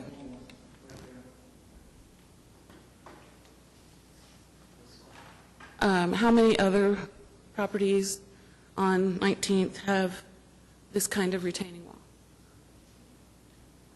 5 to 10%. No, well, you're talking about 19th Street as a whole, or are you talking about 19th Street on this block? 19th Street on this block, if we're talking about consistency of pattern, is it a mix of rolled terrace and... I would say that it is on the block, on both sides, north and south, it's probably closer to 30%. But most of the walls that are intact are cobbled together different pieces of brick concrete. You can see in the photo,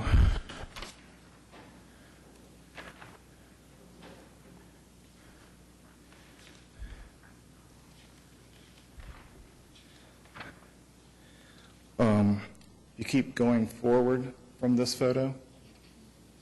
Once you start seeing the brick walls,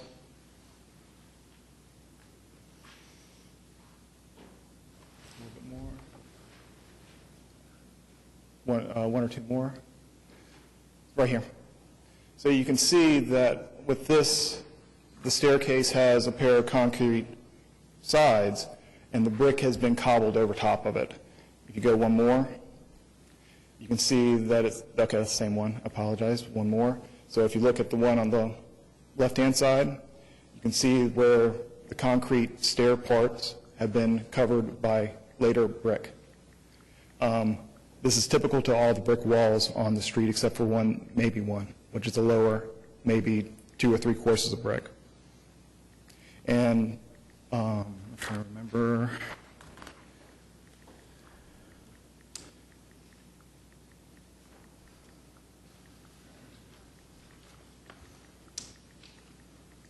If you actually go to the back of this property, which I don't think you have a photo of, you can see where the retaining wall at the alleyway slopes down, it's concrete, and then the brick, once again, is stacked on top of it. So basically what that means is that there was a rolling terrace for a distance, and they had retaining wall at the steps to retain the earth at the steps. And that doesn't tell us whether there was a retaining wall along the sidewalk. It just tells us there's retaining wall at the steps.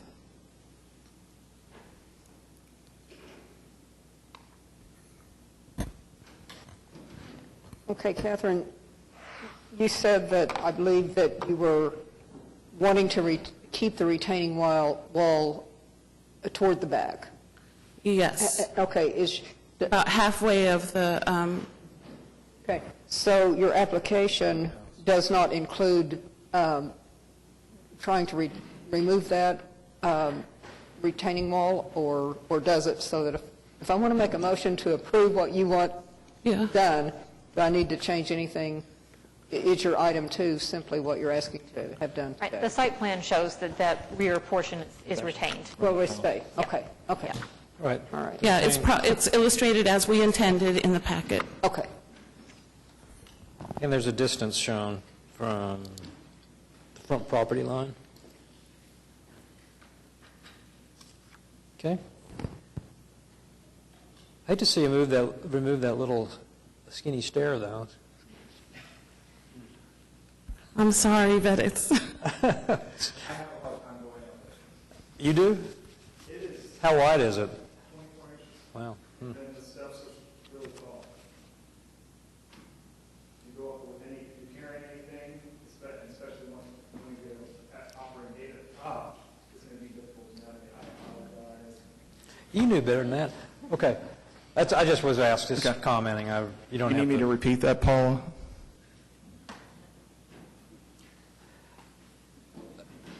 I do have one comment about that, to follow up. It says remove, doesn't say what you're going to put. Are you going to have a infill where the stair is, or just leave it? You say remove existing concrete walk, steps, and portion of retaining wall. The steps were approved to be replaced in the previous. I know, but the wall itself, are you The going to? walls are the walls are going to have to be moved out. So the previous commission meeting, the side portions of that were approved to be moved out to 36. Okay, got it. There, right. And they'll be patched in to the existing wall. Okay? You want to make a motion? I will. Yeah. Well, I think the applicant has shown that this wall was probably not within the significant period, and there are other properties that don't have it. So I'm going to move approval of HPCA 18-00030, item 2, and I think, well, without specific finding number 1, but I think all the others,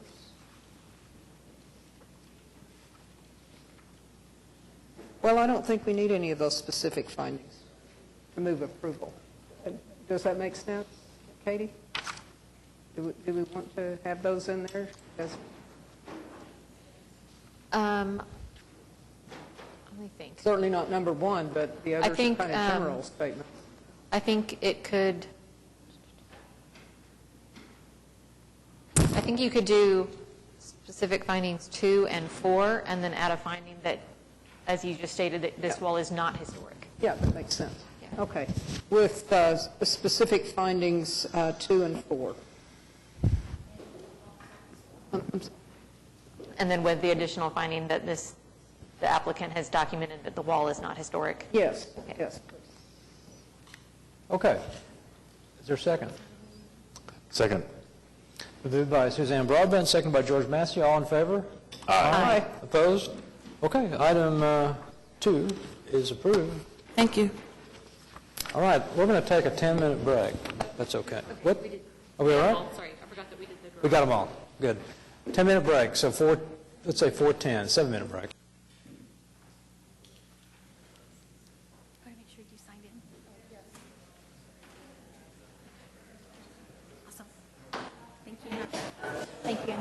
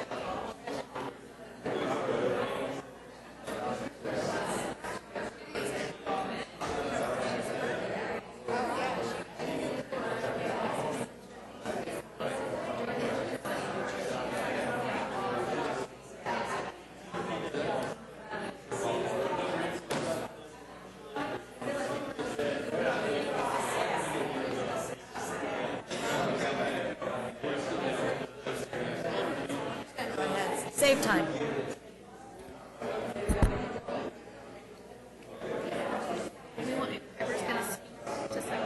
Okay, got it. Yes, that's what I thought.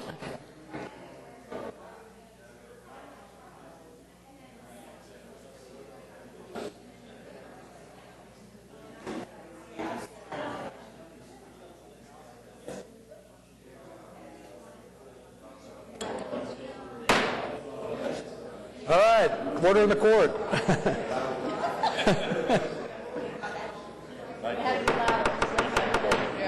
Hello. Okay, we're back in session here. So, are y'all ready? Okay, number 5. This is a social group. HPCA 18-00034 at 419 Northwest 19th Street, Heritage Hills, Ward 6. Consideration and possible action on application of C. Evan Bray by Holly Hunt of HJH Design for certificate of appropriateness to 1 construct addition, elective. All right, is the applicant present? There she is, okay. Hello, again. All right. The commission did see this application a month ago, and the applicant has reduced the size of the addition as was discussed, and also made a revision to the fan lights over the French doors on the rear of the structure. I have one question. Yes, You're sir. 38 square feet over? If you took 1 foot out of the length, you could be in compliance on 2 floors. You can't. We understand. We feel this is really the appropriate amount of size for the homeowners. We thought we made a good case last month, and so I guess, sure, you could say that, but again, we feel that the intention of the guideline is still met here. Well, And that it suits the overall nature of the house and its proportions. unless there's a unique circumstance, which I think there isn't, I think it could be done very easily, just looking at it, but that's just me.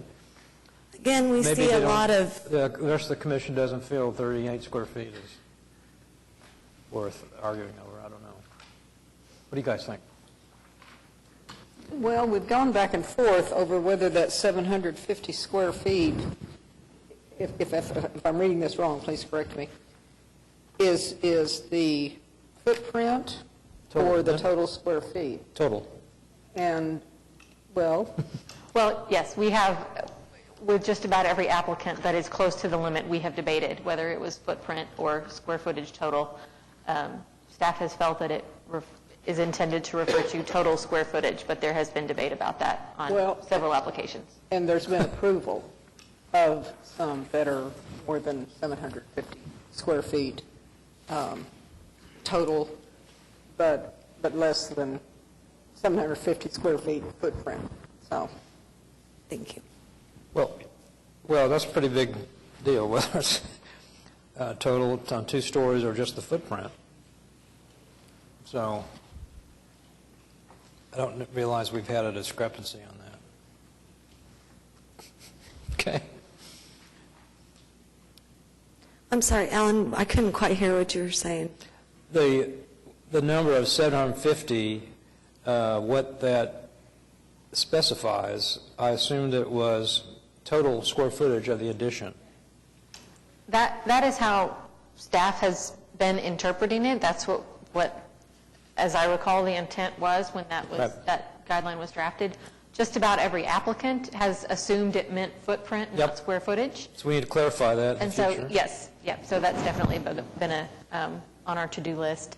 That being said, we have approved additions that were over that square footage limit in several cases when it was found to be compatible with the structure. Yeah, so in this specific case, and we hope that you will look, like Neil was saying earlier, very specific to our case, because the nature of the house is quite a bit different. The exterior walls of the building are larger in the second story than the downstairs. So, but also that 788 is a 2-story total.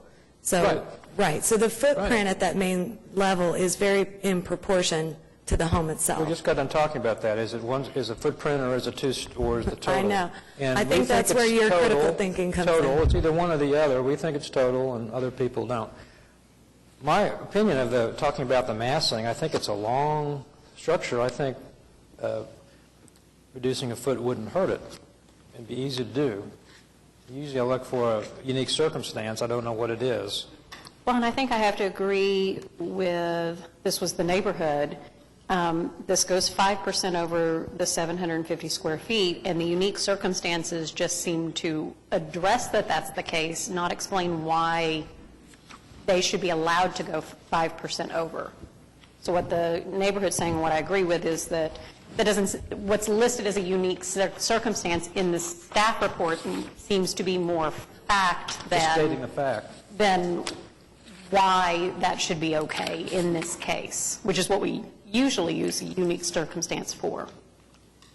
If I may address that, again, our downstairs, we've got that airplane room. And Paula, could you maybe pull up the front facade? So by footprint of our building, we're only considering that downstairs. If we considered the exterior wall of that second story just coming on down, for example, which would, from an upper aerial view, that to me is an ideal footprint. We are below the percentage of that footprint in our addition. So therefore, that's what the unique circumstance is, in my opinion. Here, our second story is about 300 square feet more than our downstairs. So it's a little, and from an architectural standpoint, a footprint to me is, kind of the exterior footings where that building comes to the ground. So therefore, that's, I believe, our unique circumstances in this particular piece of architecture. What's a footprint of the existing house? Footprint of the existing house? 1154. 1154. So 50% of that is about 550. So 788 is way over that, and it's more than, of course, the alternate, which is 750. So I'm just looking for a unique circumstance, and I think it could be done easily. But what do you guys think? I'm sorry, please. That's my summary. I just want to have a clarification because I maybe have the wrong assumption. I have a 1,500 square foot home, had one in Edgemere, and I always could tell people you could have a 750 square foot addition on the back, correct? Half the square footage? Half the square footage of the footprint. So if it's one story, then yes. Right. Yeah.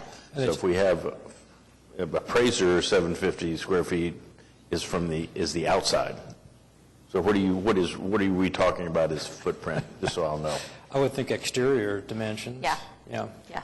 Not studs-in dimensions, footprint, where you can actually walk. That'd be usable space. Footprint to me is normally the exterior dimensions. So just appraiser is, they measure the outside. That's what they do. So that'd be the footprint. Yeah, so 1,500, 750, that's where you get that, right? Just checking. Yeah. We just feel that the footprint is a bit misrepresented by that downstairs square footage, given that the exterior walls of the second story is larger. And that's all I meant, is if that exterior were considered to be the exterior wall, then that square footage would put us in compliance with that 50% mark. The footprint is still 1,100 something square feet, right? Well, it wouldn't be if you added that upstairs, is my point. Well, that's not the footprint, the upstairs. Well, I think she means if the second floor was on the ground level, it has a larger footprint than the first floor because it extends out over the porch and the portico share. Because that airplane room, Do you know what the square footage is of the second floor? Do you have that by chance? We brought it the first time around. Let me see. It's probably best represented in the site plan where you can see the existing portico share. That is exterior wall above. And to that, the middle column there. And so we can't count that as our footprint, but that's as far as the house extends in the upstairs. Well, it says the existing house is 2,256 square feet, so you take off the actual footprint, it's still only 1,100 some square feet for the second floor. Doesn't seem that much bigger than the first floor to me. And not only that, I mean, upstairs, the front, the two side bedroom windows extend out over that. I hear what you're saying. I'm just looking at the number that's on your site plan. Total existing is 2256. And you said 96. Is that 90 or 50? Yeah. 96, okay. And your Sorry, minus the actual 1154, footprint- you're right. Actual footprint is 1,100 something? Right. So that's, still, the addition is substantially more than either floor. Well, that, 50% of it. yeah, it's just a little offset. But, again, we just feel like in proportion, and we scaled it back, honestly, as much as I scaled it back, we would have had to start changing our window sizes and all that from matching the window sizes that are there. We reduced it quite substantially, and we were just hoping that from the overall perspective of the home. And another thing, we talked about this unique circumstance. We see additions like this in the neighborhood. In fact, in either direction, 2 doors down, we have what I would consider giant additions on the two-story additions on the back of the home. We can't look at that. We don't know the facts. It could have been done a long time ago. Well, it could have been different guidelines, and so we're just following the guideline. Right, and I know, and I guess that's just my point is we feel that with a critical eye here, you could see that this addition does suit this house and its proportions. And it doesn't, even though maybe the numbers, that 5%, maybe we could apply some critical thinking and understand that we're still within the intent of those guidelines and what we've presented. I'd love to hear from some other opinions from the commissioners that haven't spoken. Klaus, maybe? How did you feel about it? I mean, it is a large addition, I feel like. If you look at the, which elevation is this? I don't think it's labeled. On the side elevations, I mean, it looks like it's almost half the length of the existing house. That being said, it seems like with the uncertainty, I think you probably wouldn't have any issues getting approved if you, just took a foot off it, which I think is pretty easy, based on the side plan, the floor plans. It seems like you could squeeze a foot out of it, but the width is 17'9", and a foot would be on 2 floors would be almost the amount it's over. I mean, all I can say is we have our guideline, and it would be easy to do, and I'm still not buying the Here's another unique example. circumstance. Because we're stacked, that number gets a little big. I understand. We're looking at that 788. But, if we were to stay within the 750 square feet and do a 1-story addition on the back, then it becomes something that doesn't really suit the architecture, but we're within the guidelines, so then we'd be we would talking apply. about something else, right? Well, right, and I'm not. My only meaning there is to just say that it's 6 one way, half dozen another in a lot of ways, and we hope that you could look at this project and how it suits the house. If it's a 1-story, we'd be looking at the percentage of coverage of the lot and that sort of thing too. So it'd be a different discussion. So. On the other hand, whether it's a foot one way or the other does not make a big difference. That's what I say. True. That's what I say. No, but the question we continue to run into is if it's over our 750. I don't see a good reason why. I think it could be reduced. That's my point. Well, I guess unique that's... circumstance is not a good reason. A unique circumstance that requires the length. But I'm just one vote.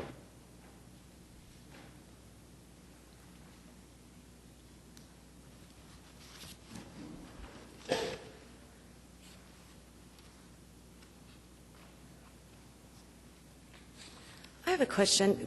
Would it be possible for us to, like you say, agree to reduce it by another foot? I guess you were suggesting, I really don't think we can narrow it in the east-west, but just pull it in 1 foot. Yeah. Could we still maybe vote for an approval with that exception today? Exception? Or I don't know if the exception is correct. With the condition? With a condition, thank you. Yeah, well, if that's, I think, would be acceptable. And I mean, we're happy to provide those drawings and move forward. I think we felt like we were doing our but if we're going to stick to this hard number, I think we can get there. What was the number you had before? I can't remember. It was like 962. Okay. So we've substantially reduced it. But I mean, you know, I understand. It would meet the guideline. I think we can do that as a condition, and then have Katie, her is submit. that acceptable Yeah, I to think the it's a staff? pretty straightforward change, so as long as there's not dramatic changes to the elevations as far as, you know, that kind of thing. No. I think staff would be okay taking those revisions in. Then I would make a motion to approve HPCA 18-00034 with the specific findings and the condition that the addition be no more than 750 square feet.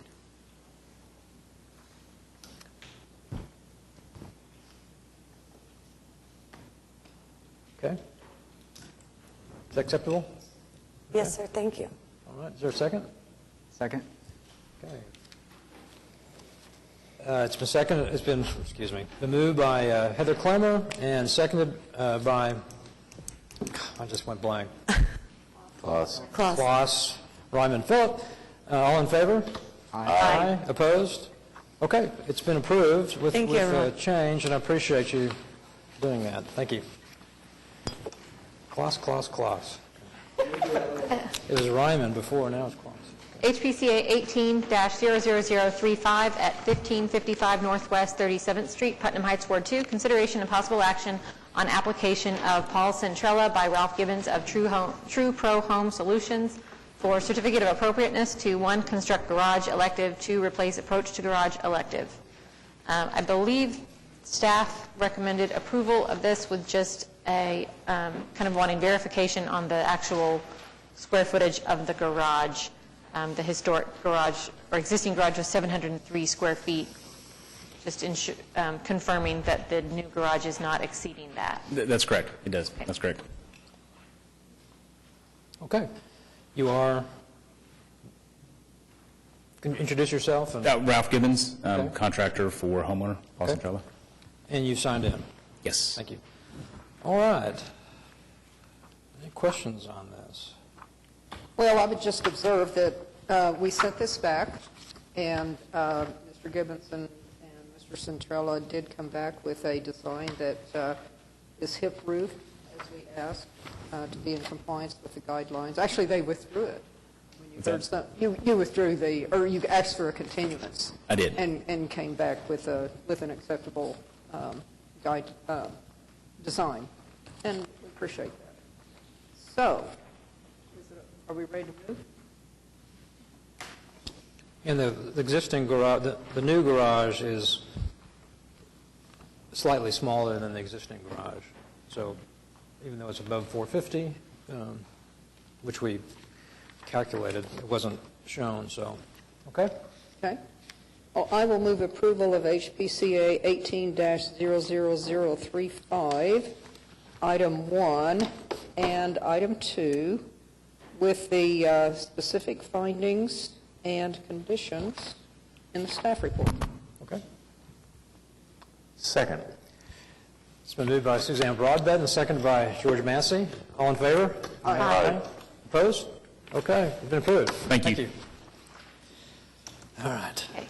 Number 7 has already been continued, so we'll go to number 8, HPCA 18-00044 at 115 Northwest 28th Street, Jefferson Park, Ward 2. Consideration and possible action on application of Justin Smith for certificate of appropriateness to 3, install front porch stem wall in brick elective, 4, replace front porch south and west steps with painted brick steps elective, 5, replace steel front door with wood door elective, 6, replace 2 front aluminum windows with 1/1 wood windows elective, 7, replace front porch railing in kind elective, and 8, replace deteriorated fixed wood windows at either side of chimney elective. Okay. Hello, I'm Levi Smith. Okay. At 115 Northwest 28th Street. Okay, great. Thank you. All right. Everybody had a chance to look this one over?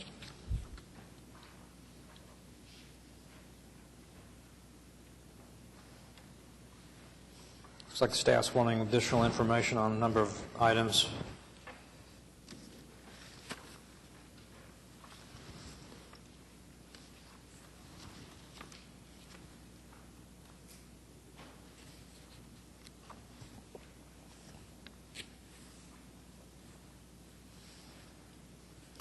Have you talked about the additional information required? Staff's recommending? I have not.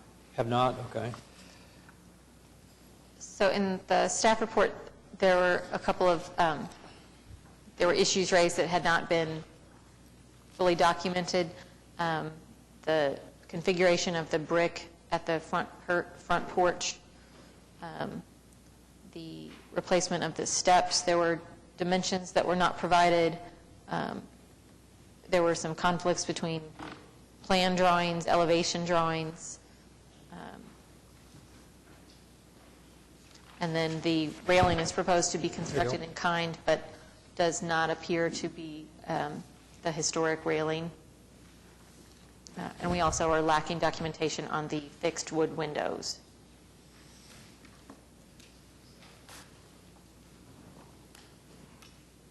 So staff's recommending continuing on most items, so you can gather that up? Yes. Would continue all of it, or just, I think you had one recommended for approval?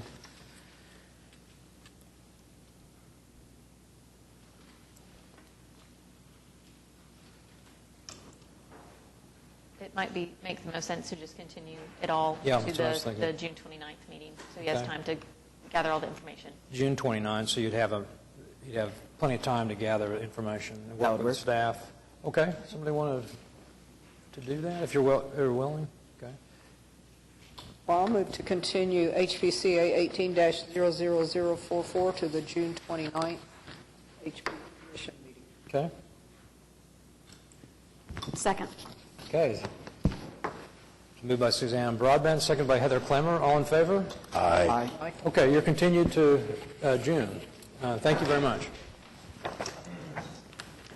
HPCA 18-00045 at 900 Northwest 39th Street, Crown Heights, Ward 2. Consideration and possible action on application of Paula Hearn for certificate of appropriateness to number 2, replace basement windows, elective. We did, just as we were preparing the packets to go out, get some additional documentation from the applicant showing the same proposed window, but with divided lights to replicate the historic window. They are simulated divided light, I believe. Yes, we have not been able to locate true divided lights in this type of window at all. Yep, and yep.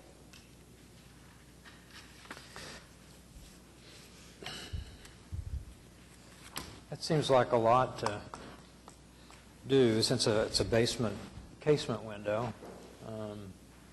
So that was my first comment, is there was a mention in the staff report about visibility from the public right away. Right.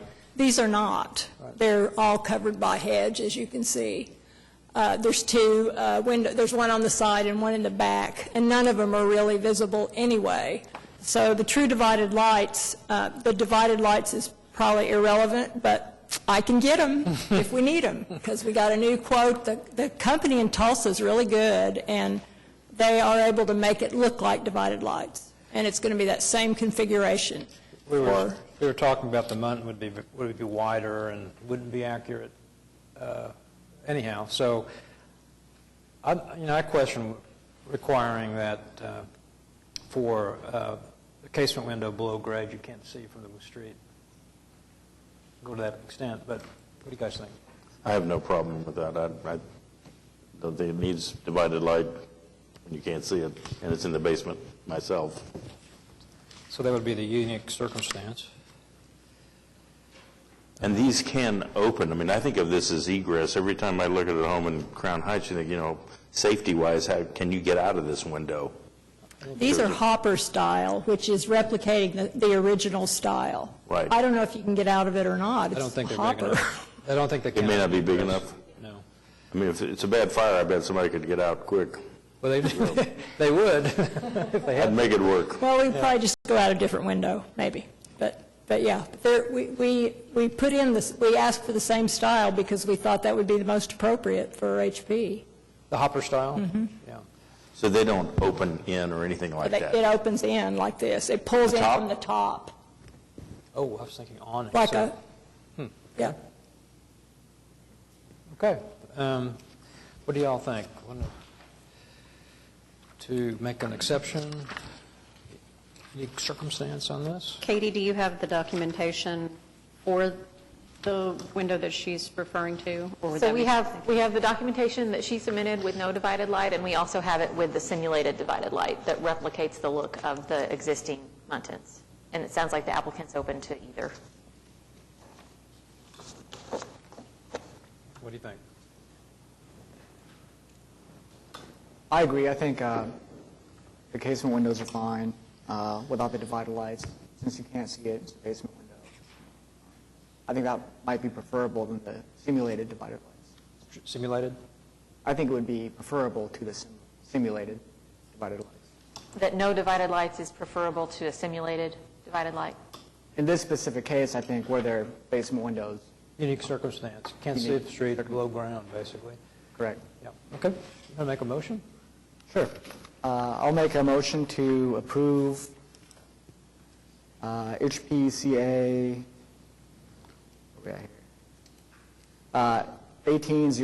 18-00045 with a specific finding that, or the unique circumstance allows for basement windows in this regard. And that's not visible from the street. And that is, yeah, not visible from the street. Okay. Is there a second? Second. Okay.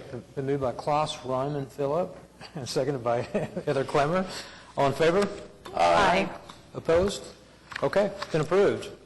Okay, it's hard to understand you guys from where I'm standing. Am I doing simulated divided We're lights or doing, not? no divided light. No divided lights? Yes. Yep. We kept Thank it you. simple. Thank you very much. Thank you. All right, next. HPCA 18-46 has already been continued. So we go to 11, HPCA 18-00052 at 609 Northwest 20th Street, Mesta Park, Ward 6. Consideration and possible action on application of Floyd Simon III by Catherine Montgomery of Preservation and Design Studio for certificate of appropriateness to complete renovation of the structure at 609 Northwest 20th. I won't read off all the items. The commission has seen very similar proposals for identical structures to the west of this twice already, and those have been approved. I believe the one unusual condition with this application has to do with the driveway, which they have designed to skirt around an existing very mature sycamore. If you look at the site plan on page 8 of 33 of your attachments, that was the one piece of it that was different from what's been approved at the other structures previously. Do I need to sign it again? Okay. You must, and state your name. Kenneth Launchman, Preservation and Design Studio, 616 Northwest 21st Street. Okay, so the only real difference on this is the driveway. Yes, and I had one comment on the driveway with the condition that the driveway would be no more than 10 feet wide to navigate the curves that we're going to have to put in. 10 feet wide might not be wide enough, so we have made it a little bit wider to 11 foot, I think 11 foot 10. 11 foot 10 and a half Yes, at the widest point. at the property line. Okay. Actually, at the sidewalk, which is a little bit forward of the property line. Oh, no, you're correct. No. At the dashed line. Okay. Looks like a property line. Okay. It looks like the curb cut itself is 10 foot 4. Is that correct? And then it widens at 11 Yes. at the sidewalk. Okay. Well, it's the unique circumstance there. We like keeping trees. Mature trees. How big is that tree? 3 feet Okay. in diameter. Yeah. Okay. We've seen this similar before, so.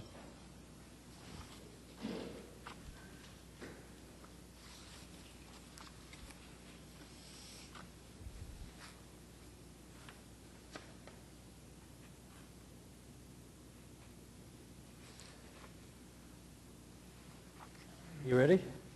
Okay, any questions? Because Suzanne's ready. Well, I will move to approve HPCA 18-00052, items 9, 10, and 12, with the specific findings in the staff report. Item 1, item 2, item 3, item 4, and item 13, with the specific findings in the staff report. And unique circumstances. Item 5, item 6, item 7, and item 8, with the specific findings and unique circumstances in the staff report. And item 11, with the specific findings and unique circumstances, but the condition doesn't apply anymore. Didn't we say he could go up to 11 feet? Do we need to say 11 feet? Or We need to say, Just say, you can just say without the condition. Yeah, but I mean, that's what we mean. I Okay. think we got to say as shown on the site plan, because it's not all 11 feet. It's, Okay, it's only at that throat where it goes around the tree. right. So I would say as Okay. shown on the site I plan. think it's understood that it's as shown on the site plan if you just don't include the condition. Okay, all right. Okay, so with the specific findings and unique circumstances, you mean to say item 11 Just delete as that. shown on the, Just delete it. She said if you just delete it, it's as shown on the site plan anyhow. okay, gotcha. Yeah. So with the specific findings and unique circumstances in the staff report. Did you get that? Second. Been moved by Suzanne Broadbent, second by Heather Clemmer. All in favor? Aye. Opposed? All right, it's been approved. Thank you. All right, onward. HPCA 18-00055 at 813 Northwest 19th Street, Mesta Park, Ward 6. Consideration and possible action on application of Wilson Taylor by Brandon Swearingen for certificate of appropriateness to 1, construct garage elective, 2, replace front door elective, 3, replace back door elective, and 4, construct rear vestibule elective. Staff had recommended approval for the, I believe, for the garage and the vestibule with the condition that, let me see.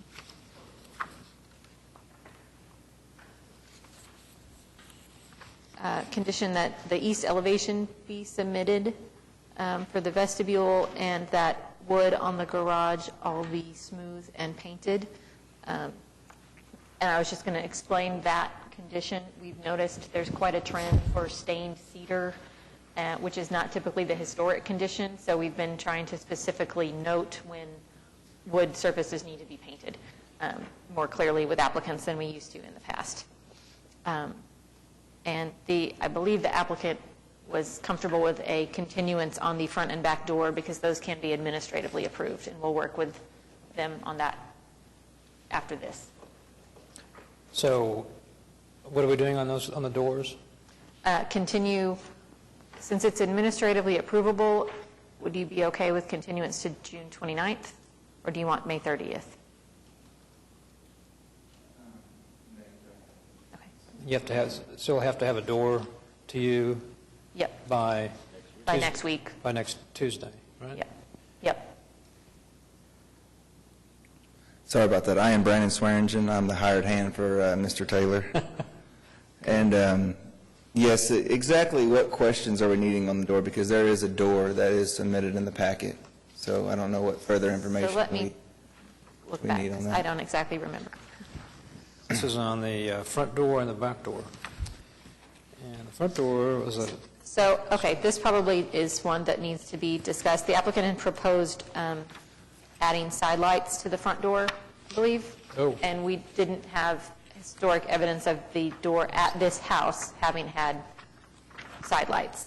where is That So- is correct. So typically, when we have what we believe to be the historic opening, that is what is to be preserved, rather than altering that. Where is that door that you're proposing? I'm looking for it in here. This house was originally a duplex, which has been converted to a single family years and years ago. It's 2 doors down west of the Bradford's house, which is on on the Mesta Park there it tour. is. Very nice house there, very nice street. They had a similar situation where their house was previously a duplex, which was converted into a single-family residence. Like I said, it was approved to take the 2 doors on their house and make side lights. So I really don't see the difference. The house, the footprint is the exact same. They had 2 downstairs doors. In this case, there's a downstairs and an upstairs door that's up and down from each other. But regardless of the fact, it was approved once before for the same request as what we're asking on that. Same house, same street. This is the only house on that 100 block that does not have side lights also. Every other house on the street has a door with side lights on either side. So that existing door on the ground floor is not a historic door? The existing door that's up there now was An opening, door and was opening? probably, yes, sir. It's It was- not historic, or it is? It was probably the original door, yes, sir. Probably is, including... On the front. Now, on the back, there is a metal door. Not on the door itself, but the opening. It's always been a single door. That is correct. Okay. Okay.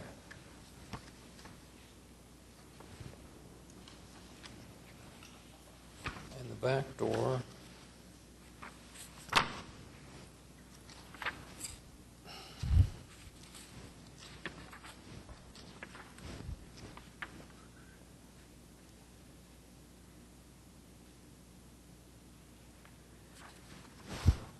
So that basically is a steel door post.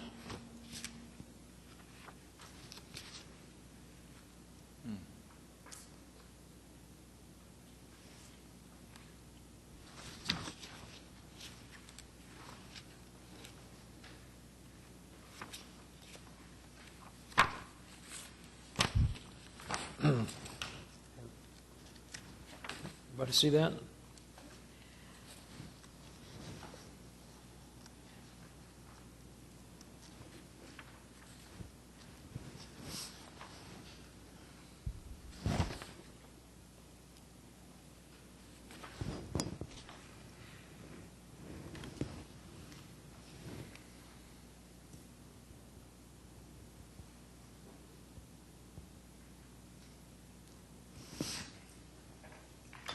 And you mentioned it is a single-family home now?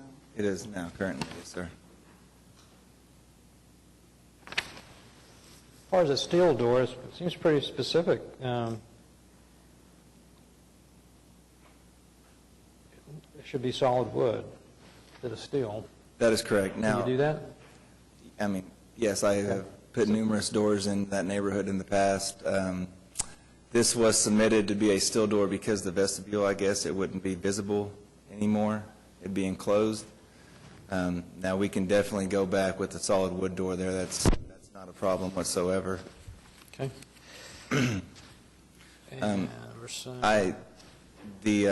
Angela reached out to me once before concerning a few questions on the vestibule itself, but that was the only question that she had for me. So I had no knowledge of needing other information on the front door or the back door until now. I received the packet yesterday in mail.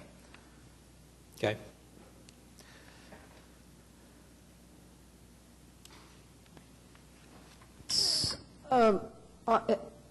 Under the description, it says the proposed door would be 72 by 80 inches, and the side lights are 12 by 80 inches. Which page are you on?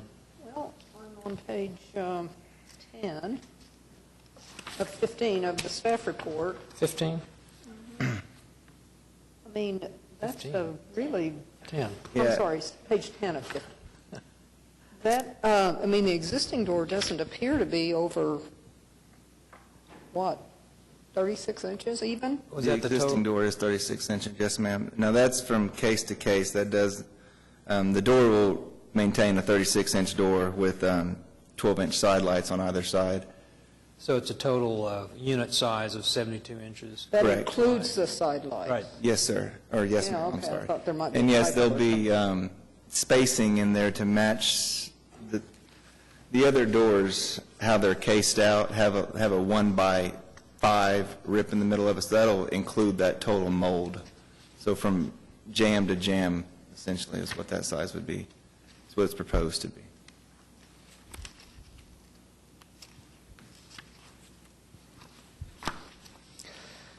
Well,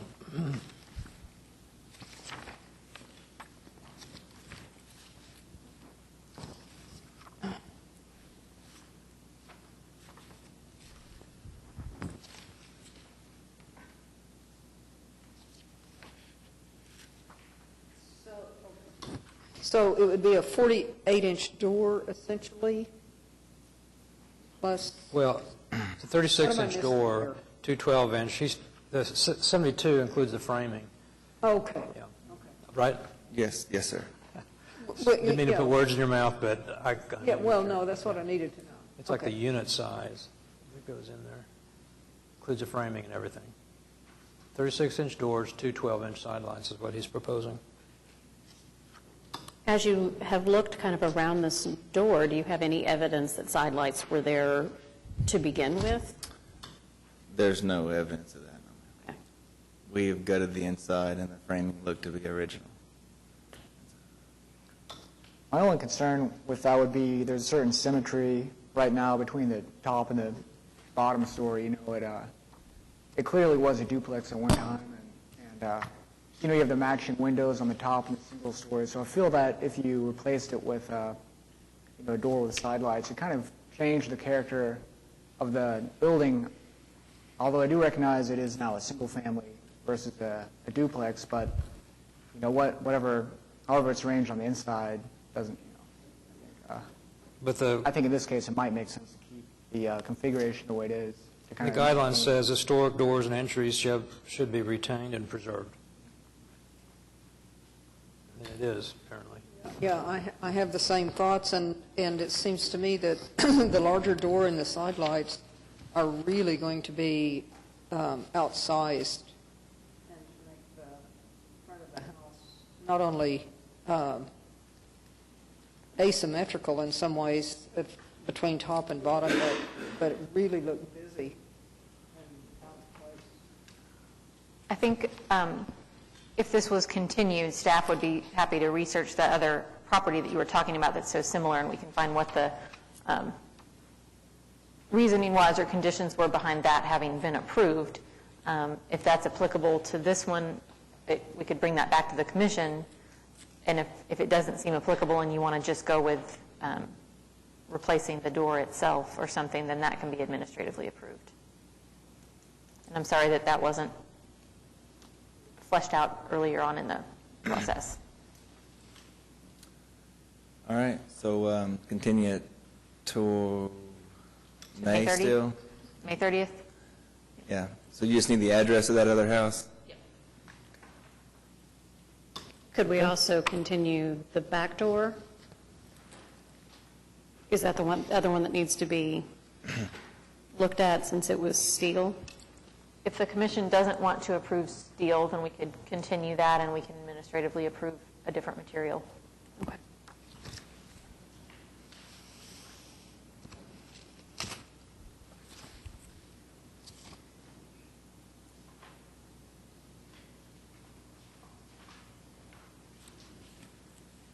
Okay.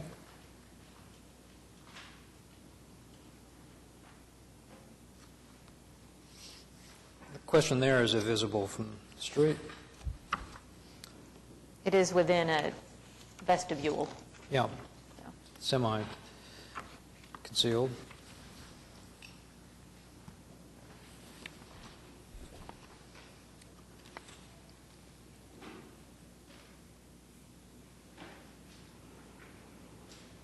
It says may be visible.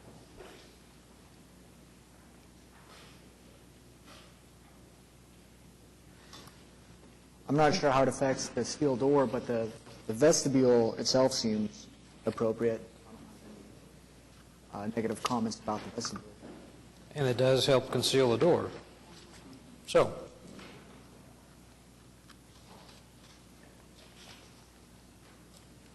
Somebody Well, wanna then make- let me just start with a continuance for the front door, and we'll come back to the back door.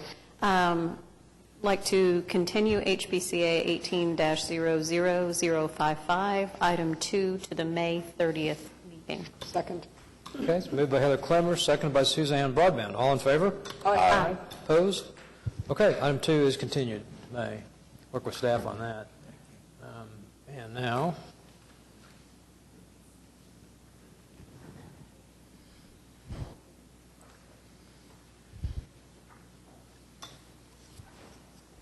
Katie, what are the guidelines on steel doors? If they are concealed, how does this happen? The guidelines say that back doors that are, and I'm paraphrasing, that are basically not visible can use alternate materials, alternate to wood, such as, I think it says aluminum clad wood, fiberglass, et cetera. So it, composite wood, aluminum clad wood. when I see such as, I interpret that as meaning such as this, but not limited to. Yep. You know, it doesn't say this is allowed. It says, here are some examples. Nowhere does it say steel is prohibited. The commission typically hasn't approved steel, certainly in visible locations on the historic structure. We've been approving them on garages when it's in the backyard and not visible. Again, I think this is a location that will be potentially, partially enclosed at this point, so. You opposed to using a wood door? No, sir. Okay, there you go. Get to the chase. So we can approve with that condition, I guess. Okay. Somebody want to make a motion? I'll make a motion to approve HPCA 18-00055, items 3 and 4 with a specific finding that the back door shall be wood. Condition. That's a Or the condition. condition, with a specific condition that the back door should be wood. You'll get with staff to approve that. Let's see over there. And with the specific findings for, okay, so that's, all right. Item 4. Okay. Is there a second? Second. Okay, it's moved by Klaus Ryman Philip, and seconded by Suzanne Broadbent. All in favor? Aye. Opposed? Okay, 3 and 4 are approved, and now the garage.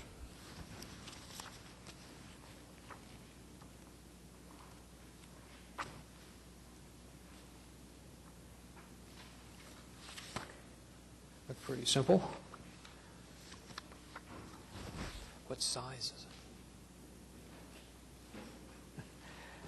Well, I think it's within the guidelines. It looks Yes. like it's exactly 450 square feet. Another person that's brought in this application that's well within the guidelines. So I'll move approval of HPCA 18-00055, item 1. 1. Okay, let me see if there are specific findings. Excuse me, with the specific findings and conditions, the documentation of the elevation, et cetera, that Katie talked about earlier. Oh,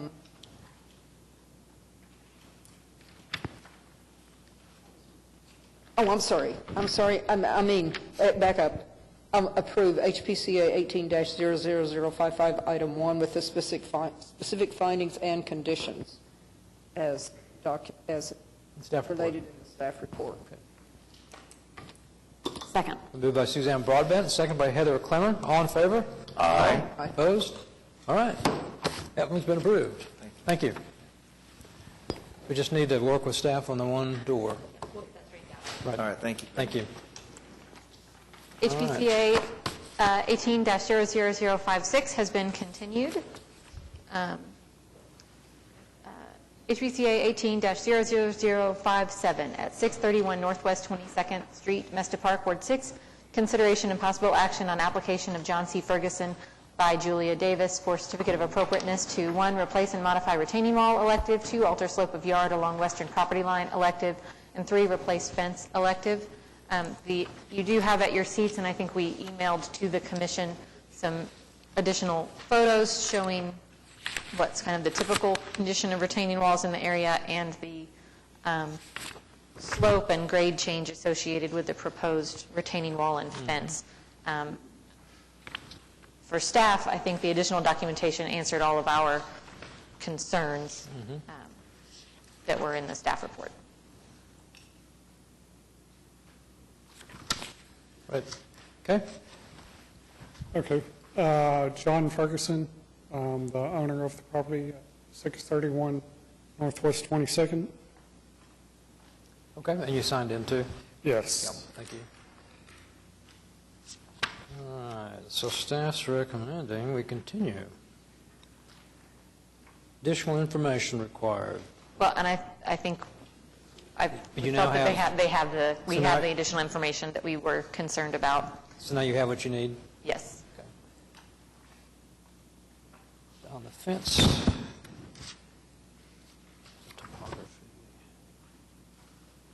So the concern on the wall right here, we wanted to extend that wall because 23rd Street has a lot of traffic on it, and people will cut through and then just walk straight across their yard, with it being on a corner. And so we wanted to extend that wall down, but looking at other historic properties in the area, we didn't see any other natural stone retaining walls within Mesta Park. Everything we saw was the rolled concrete.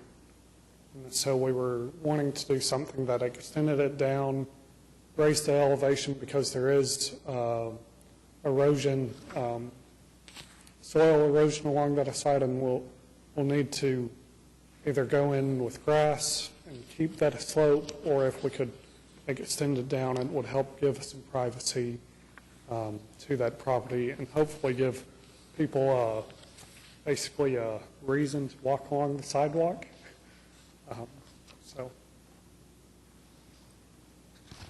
And then we were asking to put the fence on the inside of that wall, and the fence would actually clear, a 6-foot fence in the side of that wall would actually clear the windows, the bottom of the windows along the house. So you'll have a retaining wall with a fence on the retaining wall?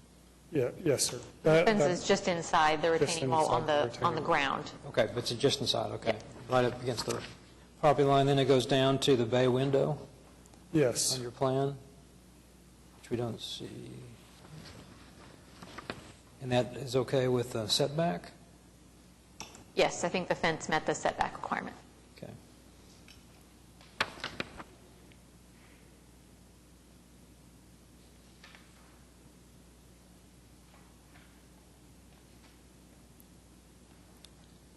Then to replace the fence, we moved into the house in February, and the fence was falling.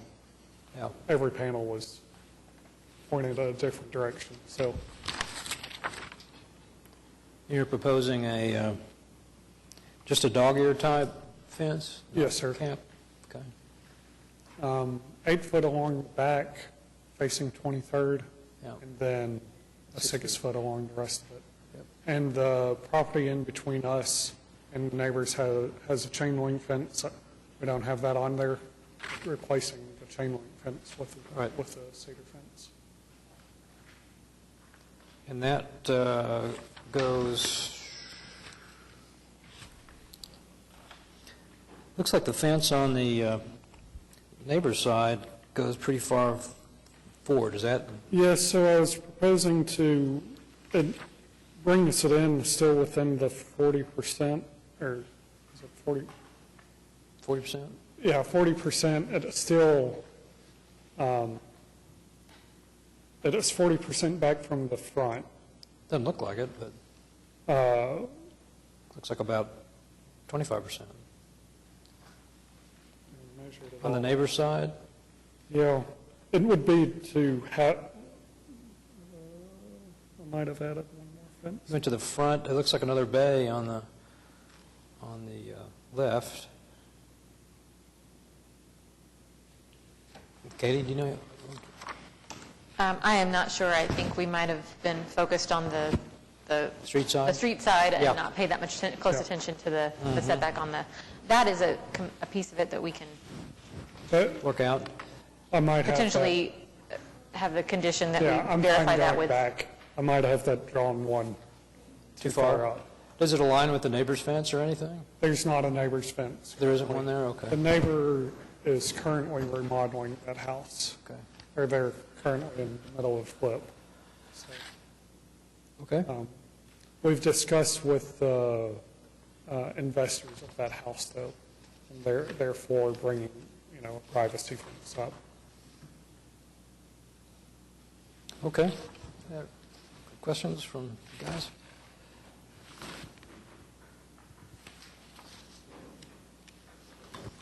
Well, it bothers me if this retaining wall is historic.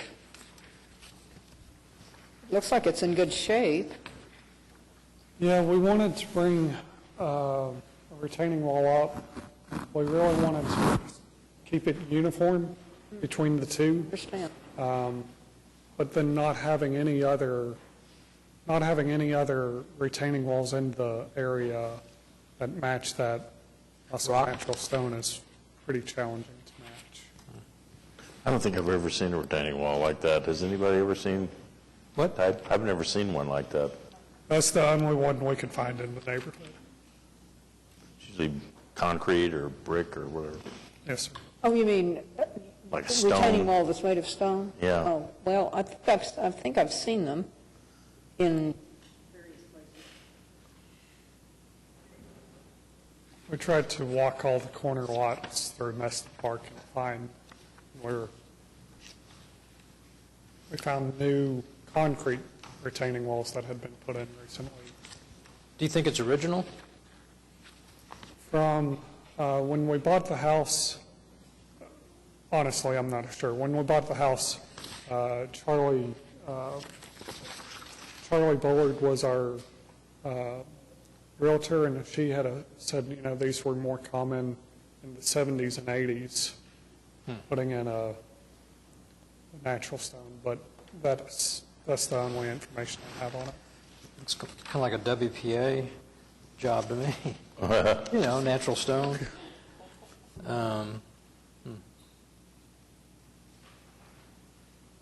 We'd be for just extending the retaining wall after the step is doing rolled concrete. So keep the existing and then Keep just the go existing to and concrete adding on the new part? the concrete on the new part. Seems like that's in line with the historic preservation guidelines of if it's not original, instead of matching it, using a different material so you can tell the two apart. Be the same height? Same height? Yes, sir. Yes, sir. Okay. And would we still require the concrete to have the coloring in it so that it's not a bright white? Oh, yeah. Does that apply in this case? Yeah. Is that in here? I assume it would be. I don't think that we've talked about that specifically, just that it would not be the bright white, brand-new looking concrete. It'll be the aged finish. Okay. Yeah. To match the adjacent concrete as best Yes, you sir. can.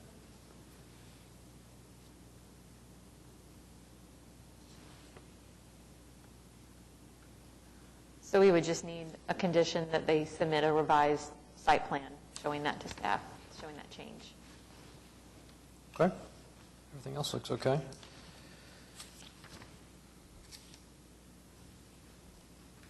Today's retaining wall day.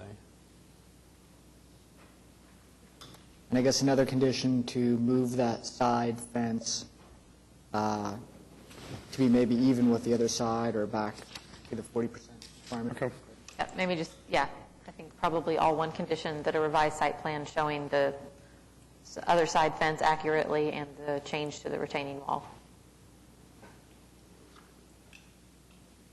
Okay.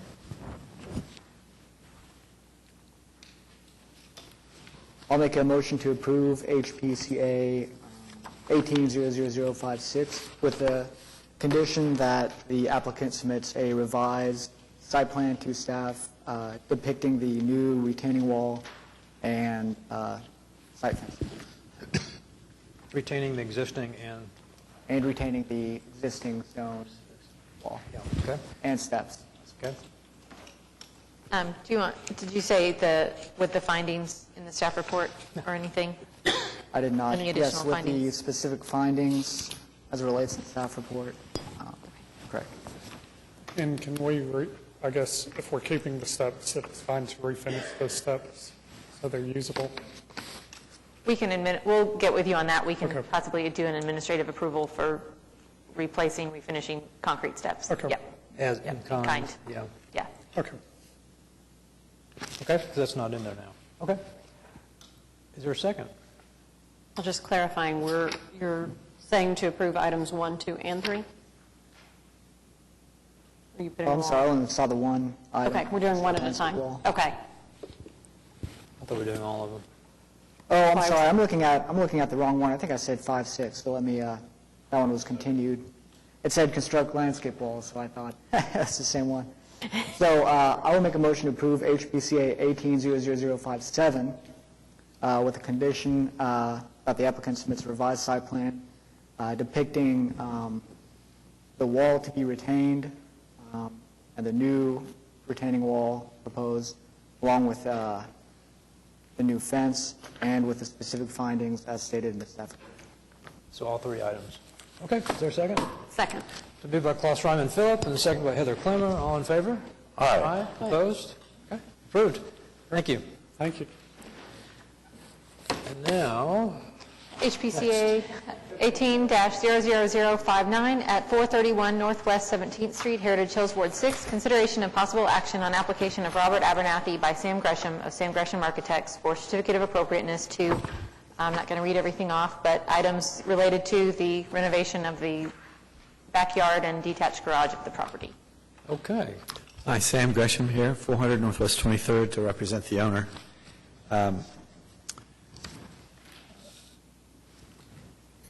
It's an application to, first of all, I guess in order of the application to replace an existing fence. You're looking at a picture. Just begin. Go ahead and explain it. Or Katie, are you going to make it? Okay. I apologize. There's an iron fence that is in front of a tennis court on the east side of the property. They have no backyard, no privacy. There is virtually no landscaping, grass area in the yard, and they're intending to make what is now a tennis court, which is actually so badly eroded, into a grassy backyard area. They'd like to put up a fence. We comply with the 40% rule, 40% back from the front of the house, and we're proposing a 6-foot wood fence that's site-proof that runs east to west across this open area here. He could sell this lot, maybe make a lot of money. We could bring that one up too. It's not funny. But his intention is to create grass where now a great deal of paving exists. So item 1, we're looking at rebuilding the west wall of this property. It's an existing west wall. I actually did the original application for the Bodie's back when they used to live here, Denise and John Bodie. And I wish I could find what I presented because it seemed like it was somewhat like this, but I don't. We have it. Good. Yeah. Good. Is it I part of the? intended to bring it, but I didn't bring it. I don't. Well, that's okay. It was a wall, and you said the original application claimed that it was 6'6", and I thought that we were always 8 feet tall for the west wall. The staff report said it was 6'6", but the drawings say 7 feet, so I don't know what happened with that. Well, the 7 And then the feet- center point is taller. It is taller, yeah. It goes 2 low walls, and then it jumps up where the center of it is, and there's a fireplace and an arbor right behind the higher portion. So let's just, we could, for argument's sake, say 8 feet was a good average. He built it, but one of the things he did that was different from my original application is he moved it from where I'd placed it, he moved it out a little bit. There's about a 14-foot change, almost 14-foot change, maybe 11-foot change. I can't remember. The street, Walker, goes downhill in the back corner of the lot at the northwest corner is considerably, you are well below grade, well below the level of the backyard, standing on the sidewalk outside this property. So it is way above your head, and of course we have, a grassy slope to come up to it, and then some crepe myrtles that line the wall on that side. His intention in general is to replace the wall with something more durable than what it was originally built with, which is wood and Durock, a concrete board applied with stucco, which isn't at this point looking very clean and structurally sound. It's coming apart.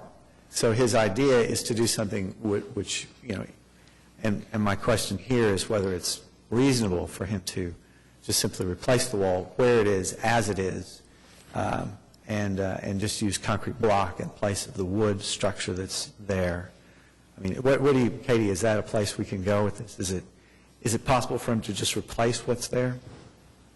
Or does it require a CA to get approval for? If it's replacement of more than 50% of an element, then a CA is required. Okay, all right. Yeah, Well, less he's than asking 50 to would be replace all of it. ordinary maintenance and repair. Yeah. Right. Well, it's falling down. I mean, you can see from pictures that it's collapsing. There's the cage, the tennis court. Cage. It's,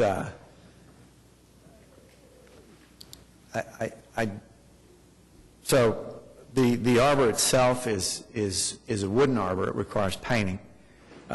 He intends to use steel in place of the wood.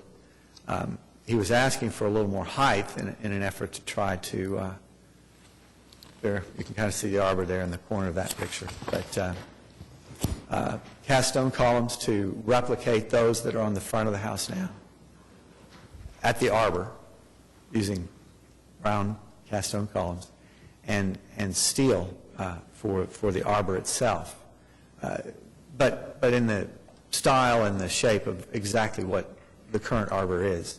But he wanted to take it up a foot because it's a bit low when you walk under it, because it's a drop down below that 8-foot fence, the current 8-foot fence. So therefore, the extra foot was requested to the height of the fence. The servants' quarters, the other item here, is a request on this is an existing garage. Visibility-wise, I mean, you obviously can't see this from the street. Even if there were no fence there, I doubt you could see something.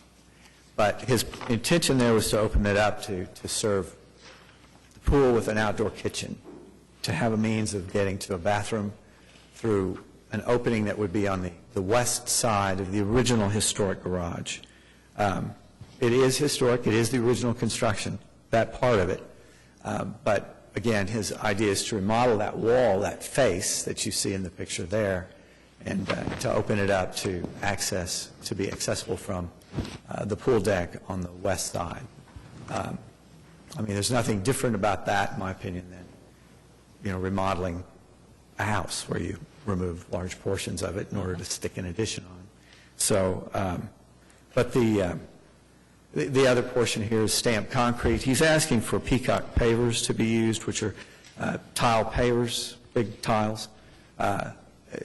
It's a much nicer and a great improvement over the existing stamped concrete, which in this case has been torn out. I'm not really clear why. I think part of the pool was having some difficulty and they removed it. The fireplace is part of that wall to the west, which is item number 10, and then the question is, and then the addition of a staircase into a portion of the house that projects off the back. It's on the south end or the north end of the house. It's a study, not in any of the pictures I see, but it has no access other than a small steel set of stairs that come out. There you go, right there. Okay. Where the grill is, they're proposing to do a steel staircase and a set of French glass doors so that the pool and the backyard are visible. But right now, it's a bit blind on that wall, and to replace the door on the side and the windows, which are both different from those on the rest of the house, with two windows that match the other windows, the 1/1s, single hung, they're on the other parts of the house. So.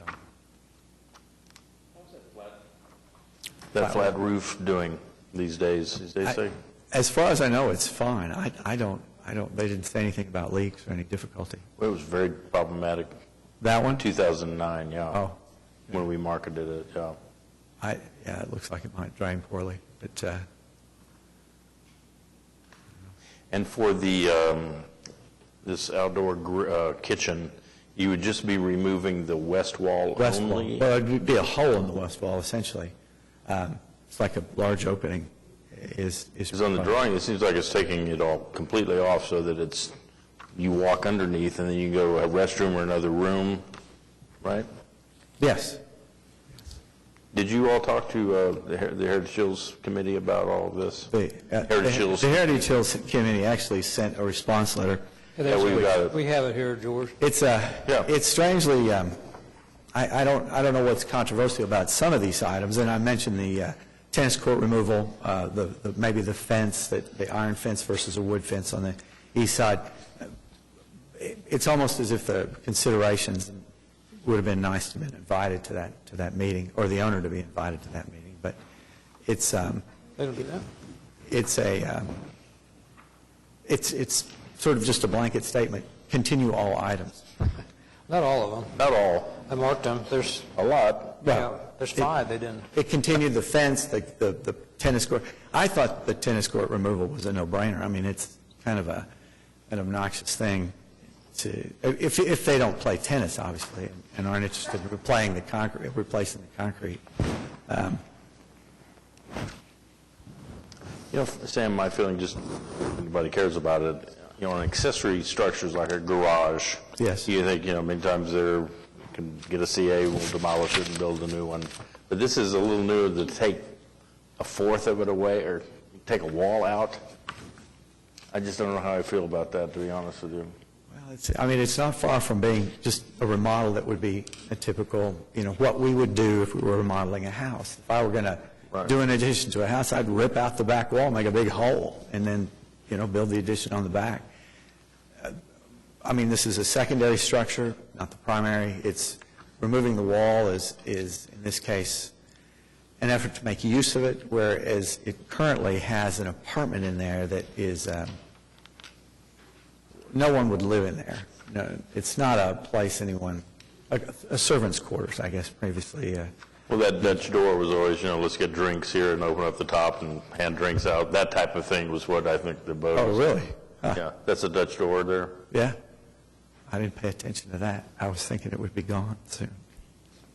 But as far as the structure, I mean, it could be restored to the extent that some future owner might say, well, I want to, you know, restore it to what it was. This would be easier to restore if it were changed as we propose by just filling the wall in. What was that? On that outdoor kitchen area, it seems like if it wasn't just completely open, if there were some sort of openings, and it looked like a wall with openings in it and not just completely gone, it would look better. What do you, well, we could do. I mean, that's actually completely gone, right? The wall's completely gone. It's gone. Yeah. It seemed like if it kept a wall but made some large openings in it. Well, if you would consider that, I think the owner might be that doesn't sound like a bad idea. I mean, structurally, that's a heavy roof. Yeah, we've got a lot of weight. Also be more better so, structurally. So I don't know if that would be, to me, that would be better. Keep some of the existing walls. Well, it's changing openings in it. Yeah, just. What would be better about it, Alan? I'm sorry. So taking out the complete wall, leave the wall, but cut large openings in it, Right. so you still have more a wall. Support on the sides or whatever. Yeah, but you have some, you know, some pilasters in the wall too, like 3 openings or something like that. Yeah. And then the wall would still be there, basically. Yeah. And you wouldn't have to worry about the roof as much. Yeah. I like that. Be better, but. I was just wondering what the neighborhood thought about any of this, whether you had openings or taking it all out or what. But as I said, we weren't invited to the meeting. And, you weren't. And it's just continue all items. I mean, that's all I read. It's sitting over there. Item 7, particularly, they said, ask for continuance to maintain the integrity of the structure. I think this would help. Right. By 3 opening kind of things there. Keep the wall. Yeah. In my opinion. Well, What does the architect think? I'm looking at the site plan, it kind of looks like you have some door swings drawn in that opening. Is that correct? Or Door if swing. you look on, what is this page? On the floor plan 2, I suppose, on the, including the staff report? The site plan, maybe? Yeah, showing the, all the proposed updates. I think that is showing the, I think it's a dotted line showing the existing door. Okay, so that's. Oh, I see that's what you're demo. saying. Okay. Yeah, that dashed line is the existing, right? Yeah, I agree, it might be, instead of just removing it and having it, one big beam and having it open, having some kind of rhythm there. It could still be relatively open. I'm happy to propose that to the owner. And I agree, I think it might be a little more sensitive, let's say, to the exterior, instead of the walls being gone and a completely unsupported opening. I think the use would be the same, Yeah, really. no, I think it's functional either way, Okay. so. So staff's recommending continuing. I would point out one thing on One, the two, staff and recommendations, and I'm saying this, Katie, because it looks like item 3 on the staff recommendations, right? Yes, we, Copied and copied. yes, we were doing some copy and pasting. No, that's fine, but you picked it up on page 5. It's the same issue. I mean, the text is sort of repeated on page 5, and then sort of it should have been brought into item 3 on the staff recommendations, but I'm just pointing that out. It's not, it doesn't mean anything. It just, No, all the text I think we below had 2 refers to- recommendations that had the same items listed. Recommendation 2 says to approve items 1, 2, 9, and 10, and then number 3 says to continue items 1, 2, 9, and 10. And that should have been to continue different items. So I'm sorry about that. Well, as far as the number of I think items. to continue items 3, 4, and 8 is what that was supposed to be. So just to, The fence wall, the arbor, and the fence between the garage and the house. so 3, 4, and 8 should have been staff recommendation number 3 to continue? Yes. Okay. I'm sorry, build a fence between the wall, between the house and the garage. 8? Yes. I'm using this list right here. Yep. Okay, and that's, okay, 8. Why is that controversial? I believe that was proposed at 8 feet. And it should be 6. Okay.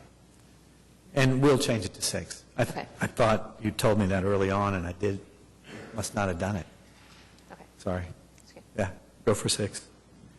So I think as much interface with the neighborhood would be nice, because this house has such, it's the quintessential historic preservation home, in my opinion. We use it in our PowerPoints for Realtor classes, and I culminate my history of HP with this home because of the history. This was the governor's mansion, if you're not aware, at a point in the 20s. So it's pretty special to the history of Oklahoma City, not just the neighborhood.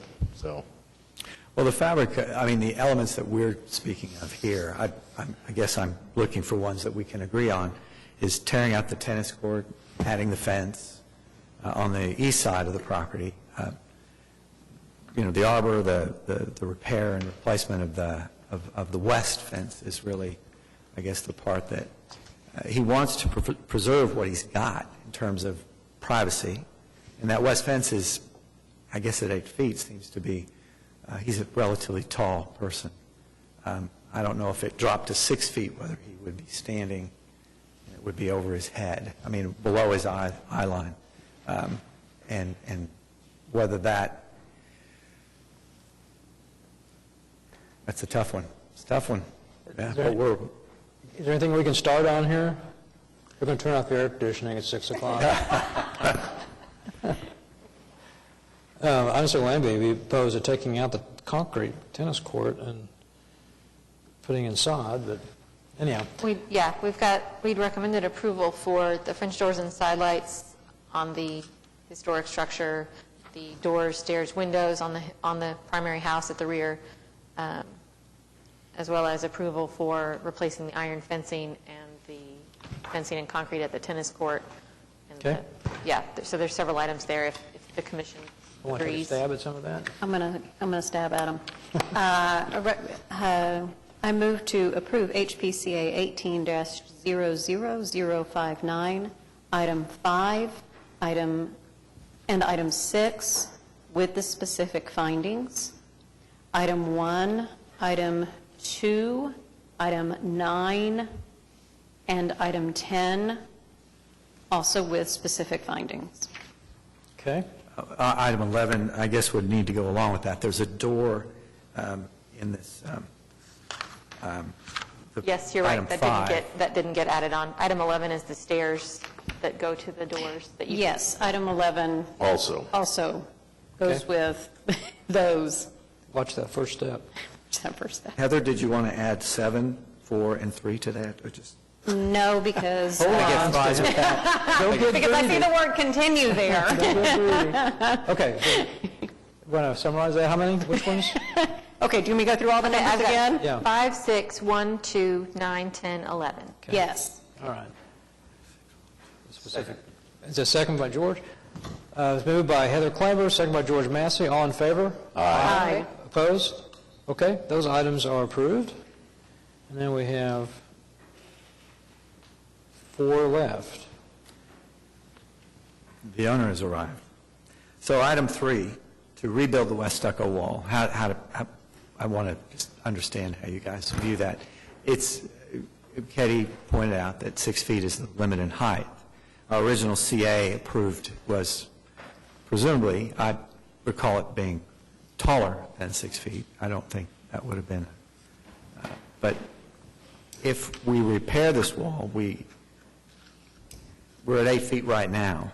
I mean, if the wall were repaired in sections, 20% here, a couple of months, 20% there. I'm looking for, it's there now.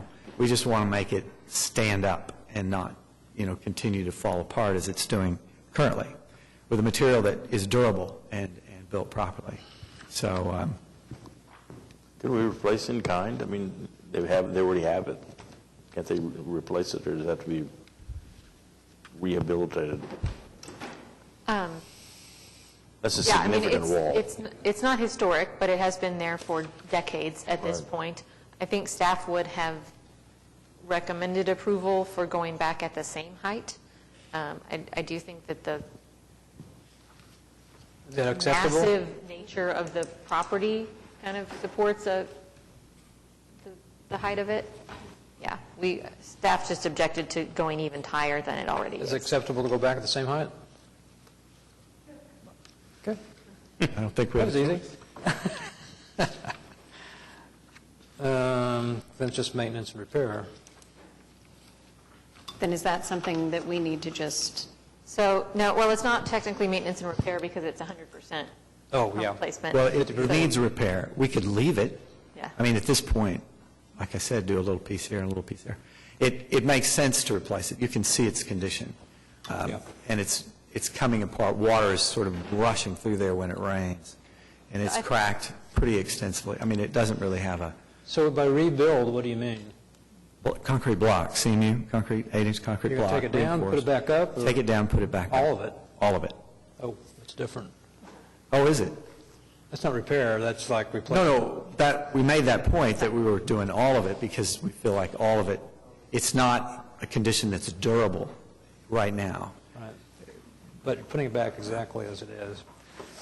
So I think if the commission was comfortable with that, that would just be approval of item 3 with the condition that the height match the existing height. Okay? how is, I'm kind of missing a visual here, how is the wall associated with the arbor, or is it? It'd be a separate item. They're not attached. They're just right next to each other.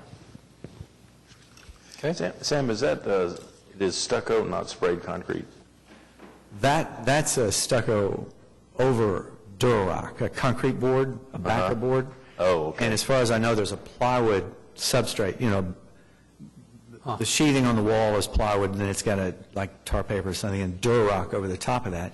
And it's skim coated with, I guess it's like a base coat with a Primus or one of those finishes. Did you say you did the design original? Yes.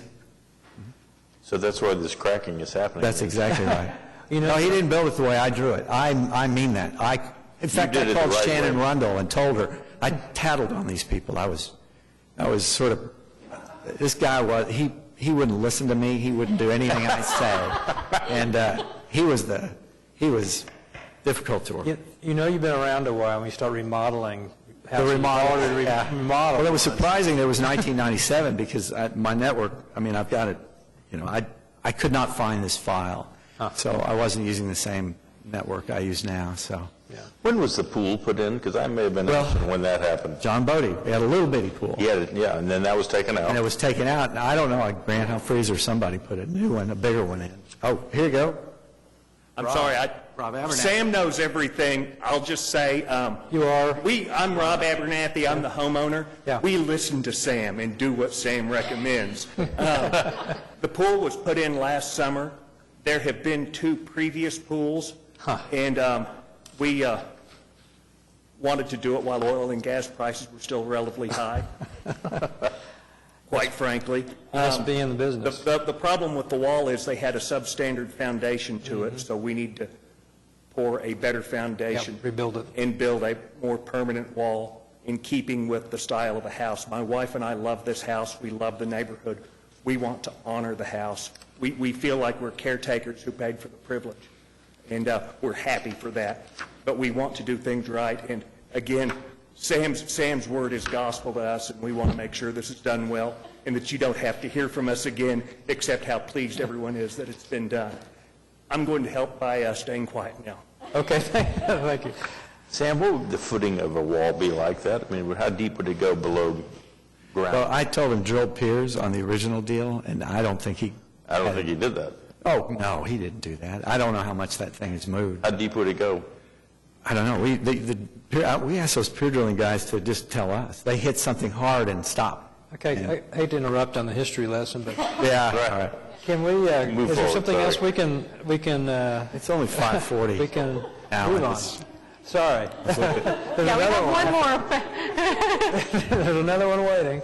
So is there anybody, on 3, 4, 7, and 8? We already I talked think about 3. everyone was comfortable with a continuance on item 7 Okay, to May 30th or June 29th. okay. Okay, somebody want to move that one? Earlier the better.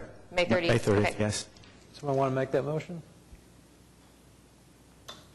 I'll make a motion to continue item HPCA 18-00059, item 7, to the May 30th Historic Preservation Commission meeting. All right, second?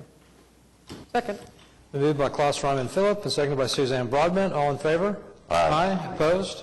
All right, 7's continued. All right, now we're down to 3, 4, and 8. I think 3, we're okay with rebuilding as is. I think that's what we talked about.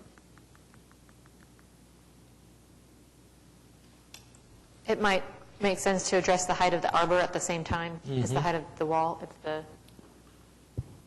that's proposed to increase in height as well. 1 foot.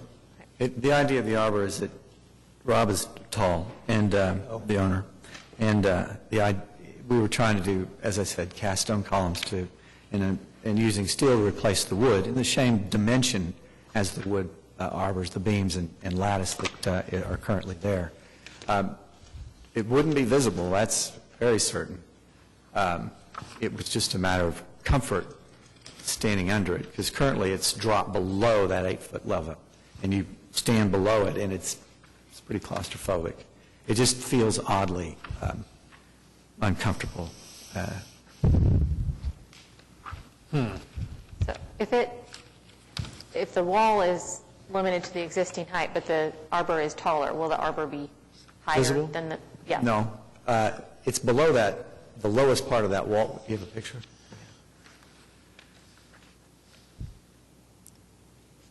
Well, Say it again, the arbor is? I don't remember. It's kind of right there. It's low enough to be hidden by the wall now, but I'm speaking more of the viewing angle from the street. Even if it went up 3 more feet, I don't think you could still, well, not maybe 3 feet, exaggeration. But I think it'd be difficult to see, given Yeah. the perspective of any viewer from the west property line or adjacent right-of-way looking back at the house. It's not a big increase in height. It seems not that meaningful in terms of... So existing is... Well, it's 8 feet to the top Okay. of it. It stays lower And than what are you proposing height-wise? 9 feet 9 to the feet. top. So another foot. That would put us 8 feet to the bottom of these beams that are on the structure as Right. it is. So another foot. Yeah. It would be out of sight, is my point. So, Well, since it's a clearance issue, I mean, 7 feet is not acceptable from a, if it was a structure, I mean, for usability, 7 feet is not acceptable for ceiling height. So just from a, I guess I'm trying to figure out, do we have, I guess I am looking. I'm looking for it, I too. think we are missing the elevation of the arbor, so yep. I'm sorry. Oh, in the packet? Yes. I know it's drawn, and I Yes, know we have... Yep. Great. There is a photo of the existing one yep, in your attachments. it's a foot taller.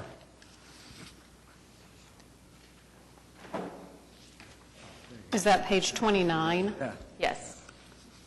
So the wall that's behind it is the wall we've been talking about, not Correct. That's not part of- building back to where it is right now. Right. See,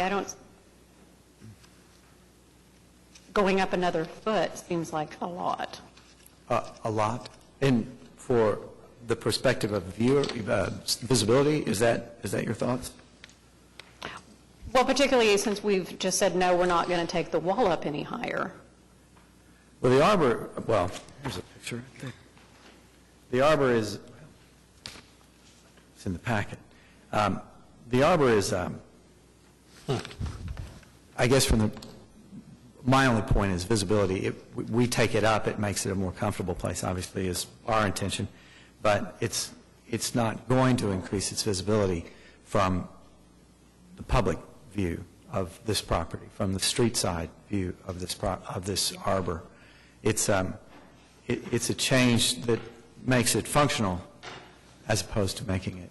So you're saying it is not visible from the It would street? not if it was raised just a foot. It would not be visible from the street. You'd have to be off. It's only a small section. It's not like it's a wall. I'm wondering if it makes sense to maybe continue this item so we can get the drawings, kind of see how it relates to the fence. Continue it? Okay. So 3 and 4, since they kind of go together? It seemed like there weren't any, it seems like we could probably make a motion on item 3 separate from the arbor, since I think we've reached consensus. Katie made the point they kind of go together in height. Sure, we can continue. I mean, we can continue on both if we're unsure. Okay. All right, I'll make a motion on HPCA 18-00059. Okay with that? Items. I'm sorry, are you okay with this continuance? On which items? I'm 3 and sorry, 4? Klaus, I didn't hear you. The fence and The fence arbor. and the arbor? Why would the fence? So Can we basically- not make an agreement on the fence? I'm just looking at. I think we because can. we There's can- some discussion on whether the fence would be related to the arbor, but Well, concerned with there are that. really two separate items. They're not connected. So If they're separate and you've agreed to the condition that the wall is going back up, the fence is going back up at 7 feet. yes, all right. Then I don't think then if they are two separate issues, then we're just coming back to look at the arbor. Right. And I'm fine with that. Sure. And the arbor, the continuance for the arbor, do that for May 30th as Yes, well? yes. Okay. So All right. if it could be just the item 4, Klaus. Sure. So I'll make a motion to approve HPCA 18-00059, item 3, with a condition that it retains the same height as the existing wall. Would you want to add in item 8 with the condition that the fence not exceed 6 feet in height?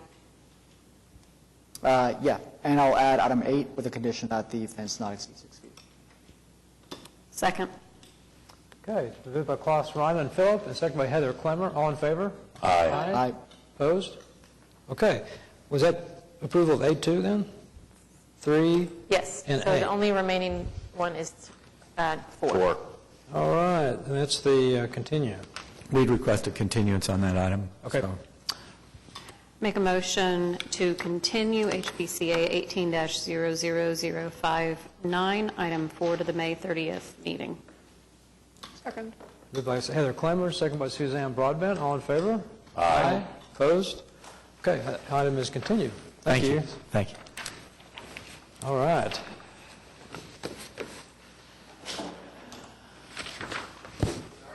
Next.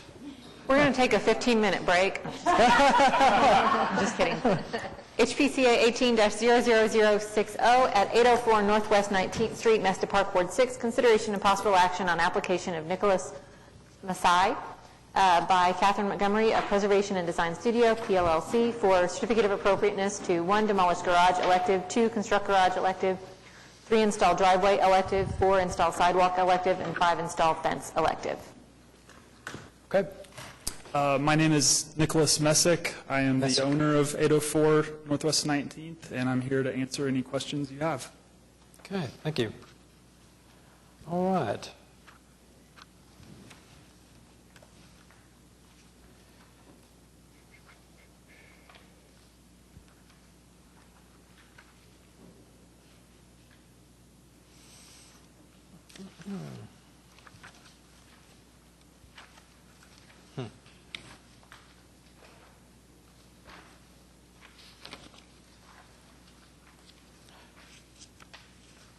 So this got down to, Katie, this is, continue, okay.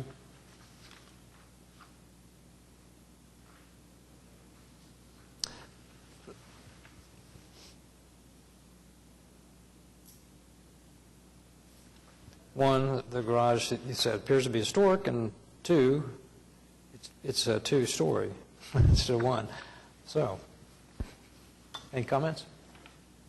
It seems to me, just from looking at the photos provided and the staff report, the existing garage looks like it's in pretty good condition.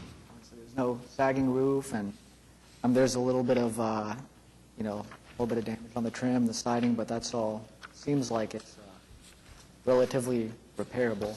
I don't know if you have any additional information on. I believe Ms. Montgomery could provide some information on that. The photographs, trust me, look a lot better than the actual garage. Paula, if you can go ahead and pop through those photographs again.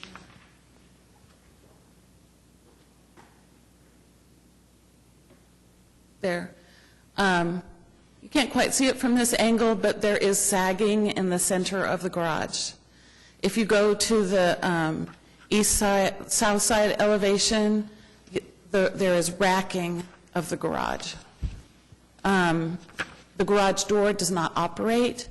The garage door that's in there is larger than what we believe were 2 garage doors, and you can see from the inside where they have cut the studs to increase the size of that opening. The wood for the soffit and the fascia, some of it's older than other parts of it, but most of it actually looks like it's more contemporary wood. The pedestrian door is obviously not historic, neither is the vehicular door, and the framing around it is rotting out. You can see that the corner boards are rotting out, even though the garage sits kind of well above the ground. There's probably ground that used to be there, a buildup of leaves and materials like that. So that might be where the rot is coming from. The garage is actually sitting on concrete blocks, which appear to be concrete blocks that are consistent with the opinion that it was built in the 1950s. It's not like a Sears block. If you go back to that corner photograph, you can see up close what those concrete blocks look like. Right there. And you can see that the sole plate, which is visible on top of which is physically visible from the outside, is exposed to the outside and is rotting away. When you go into the garage, there's been a topping added to the existing, what we presume was probably there's a concrete slab underneath that, and the floor that's in there now is already cracking. If you move through some of the photographs, you can see at that pedestrian door where there's a gap.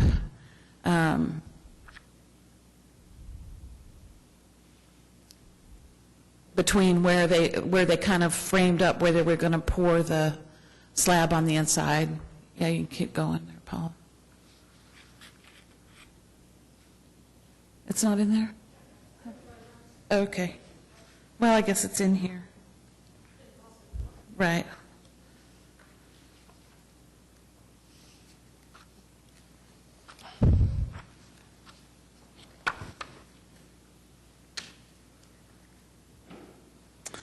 Page 44 of 46 is looking down on the threshold of that door, and you can see the concrete blocks just to the inside, and then you see a dark space, which is actually a gap, and then you see a little piece of board that they used to form up the edge of the concrete that they poured on top of what was there before. So just continuing on with that, we actually took a few more pictures today, and I didn't bring tons of copies.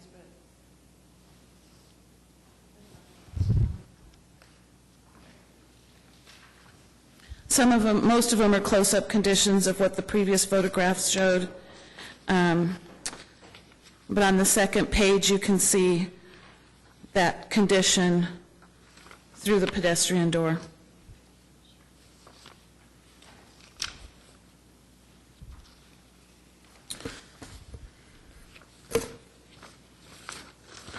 Then when you look at the inside, all of the trusses, the roof trusses are new. The roof deck is new, meaning made out of new wood. It's pretty obvious. If you look at page 45 of 46, you can see that you see some of those trusses mostly at the bottom. You can also see that there's this particle board plywood that's covering nearly all of the walls. And we provided you with a photograph of the date on that plywood, which is 2015. The current property owner bought the property last November, so November 2017. The person he bought it from owned it for about 2 years. And so the person who owned it for a longer period of time was the person that did a lot of work on the property, and they probably were the ones that installed this particle board. And basically it's hiding we have no idea what condition things are like on the other side of that board, but judging by the condition of what it looks like on the outside, like in this photograph right here, we're not expecting it to be very good. Then photograph on page 46 of 46, this is the only part of the walls that are actually exposed, and you can see some of the studs above the garage door. In the middle, there's like this lighter colored, that's where we think the division was between the two original garage doors. And yeah, so all in all, we don't have any information that, the siding is pretty old. I mean, that's the oldest thing that's on there. If you go back through the photographs, Paula, on the north side, some of the siding has been replaced near the bottom, right there. Those bottom, maybe 6 or 8 laps have been replaced. So that's our conditions report, if you will. And yeah, if there's any questions in relationship to that. It does seem like it's unusual for the footing to be the CMU block. I don't know if I've seen that very often. Normally it's a stem wall or something more solid. It does appear to be deteriorating in one corner, but as a whole, it seems like it's holding together pretty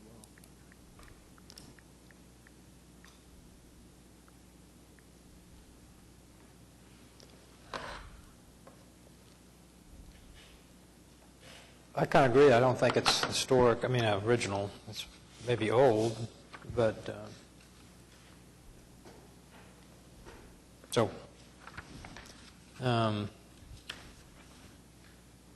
the other thing is the new garage proposed, we haven't talked about that at all, a two-story garage? Correct. I didn't see anything in here sort of justifying that. Well, the property which we're saying is abutting is actually across the alley, and it's a two-story garage. The property to the east is actually a split lot and has a tall two-story house that basically hides this part of this property. Then the properties to the south of the alley are, they have a higher elevation, ground elevation, so they seem taller than they are. There's a 1.5-story garage, not directly behind it, but just a little bit to the east. And then one property over to the west is another 1.5-story garage. So for this particular block, the taller structures are right here in this area. And once you get past those, then most of those are single-story garages. So again, summarize right around your property behind it, next to it, or what? Yes. No, what? 2 stories and 2.5 stories. On all sides, next to it and behind it? Next to and behind. Next to one removed. One removed. Okay. Is this a... No, it's not a corner. Okay. So what's on the other side? One removed on one side is a 2-story. What's on the other side? So on the east, which is the left side, Yep. is a house on a split lot. Okay. So it faces Chartel, and then the other house that's on that split lot faces the street, the 19th. So the house that faces Chartel is a tall 2-story house, and it hides this structure. The garage. Yes. Kind of split facing Chartel's over here? Yes. Okay. And its side is right on the alley, kind of like this one is. And then a 2-story right behind it, and then a 1.5-story, 2 lots down to the... Yeah, the one just to the west, there's the house. I don't know which way. To the east. Behind it is about 1.5 stories. Oh, I see. There's some pictures. Okay. And then you can see how tall the houses are behind there, too. And then to the other direction. On your site plan, is north up? I don't see an arrow in there. Is north up on that? Okay. This is Amber Allen with the Preservation and Design Studio. There's no north arrow on it. That's right, there's no north arrow on there. But north is up, that's Okay. correct. There usually is. Okay. All right, so now... I just will say, when I looked at County Assessor, it looked to me like the property across the alley with the 2-story garage was further, I think, if I'm picturing right, further to the west. West. Yes, it's not a little actually bit to the abutting. west. Do they abut? And unfortunately, we don't have anything showing where these other structures are. We only talked about the one that was across the alley.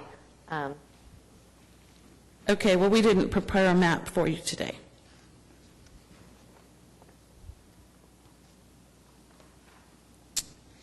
I'm looking at the Sanborn maps to see if that's helpful.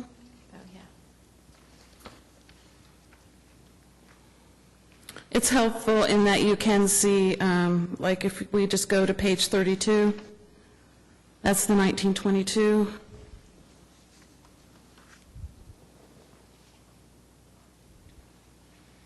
or even 36, which is the 1950, 1955, same thing, pretty much.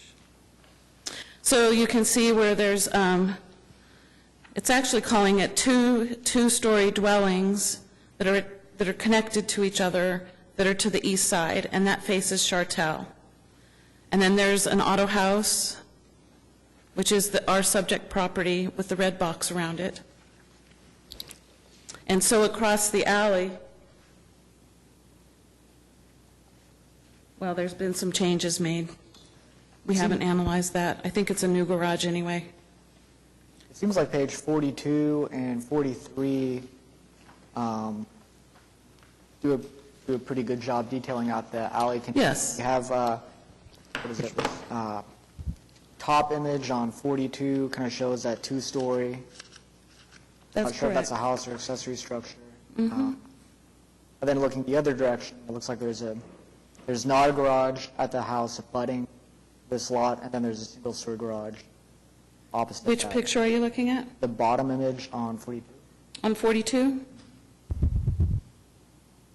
The bottom picture on 42? Correct, Yeah, so right behind the subject garage is a one-story garage that's approximately the same height. It's a little bit taller, actually. And then behind that, you see another roof that's a little bit taller. That's a story and a half garage. Okay, you compare. There it is, okay. And then if you look at the top photograph on page 43, you can see the adjacent garage, which is technically a one-story, but it's taller than this one. The other thing, let's see if we can see. Yeah, it's unfortunate, we just don't have pictures of the south side of the street, of the alley. Well, okay. So,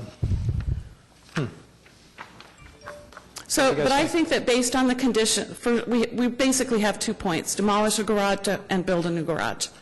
So I think based on the condition of the current garage, my recommendation would be to remove it, because it's just, the siding is falling apart, it won't hold paint anymore.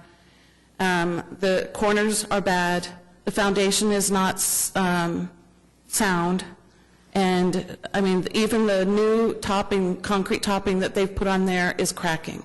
Yeah. So, I mean, it doesn't have large gaps yet, but it's definitely got large cracks. You know, the door's not original, the opening is not original, the pedestrian door is not original.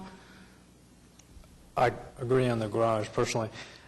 Construct garage, due to some of the adjacent buildings, not only garages, but, I mean, on Chartel, the split lot, they're right behind it.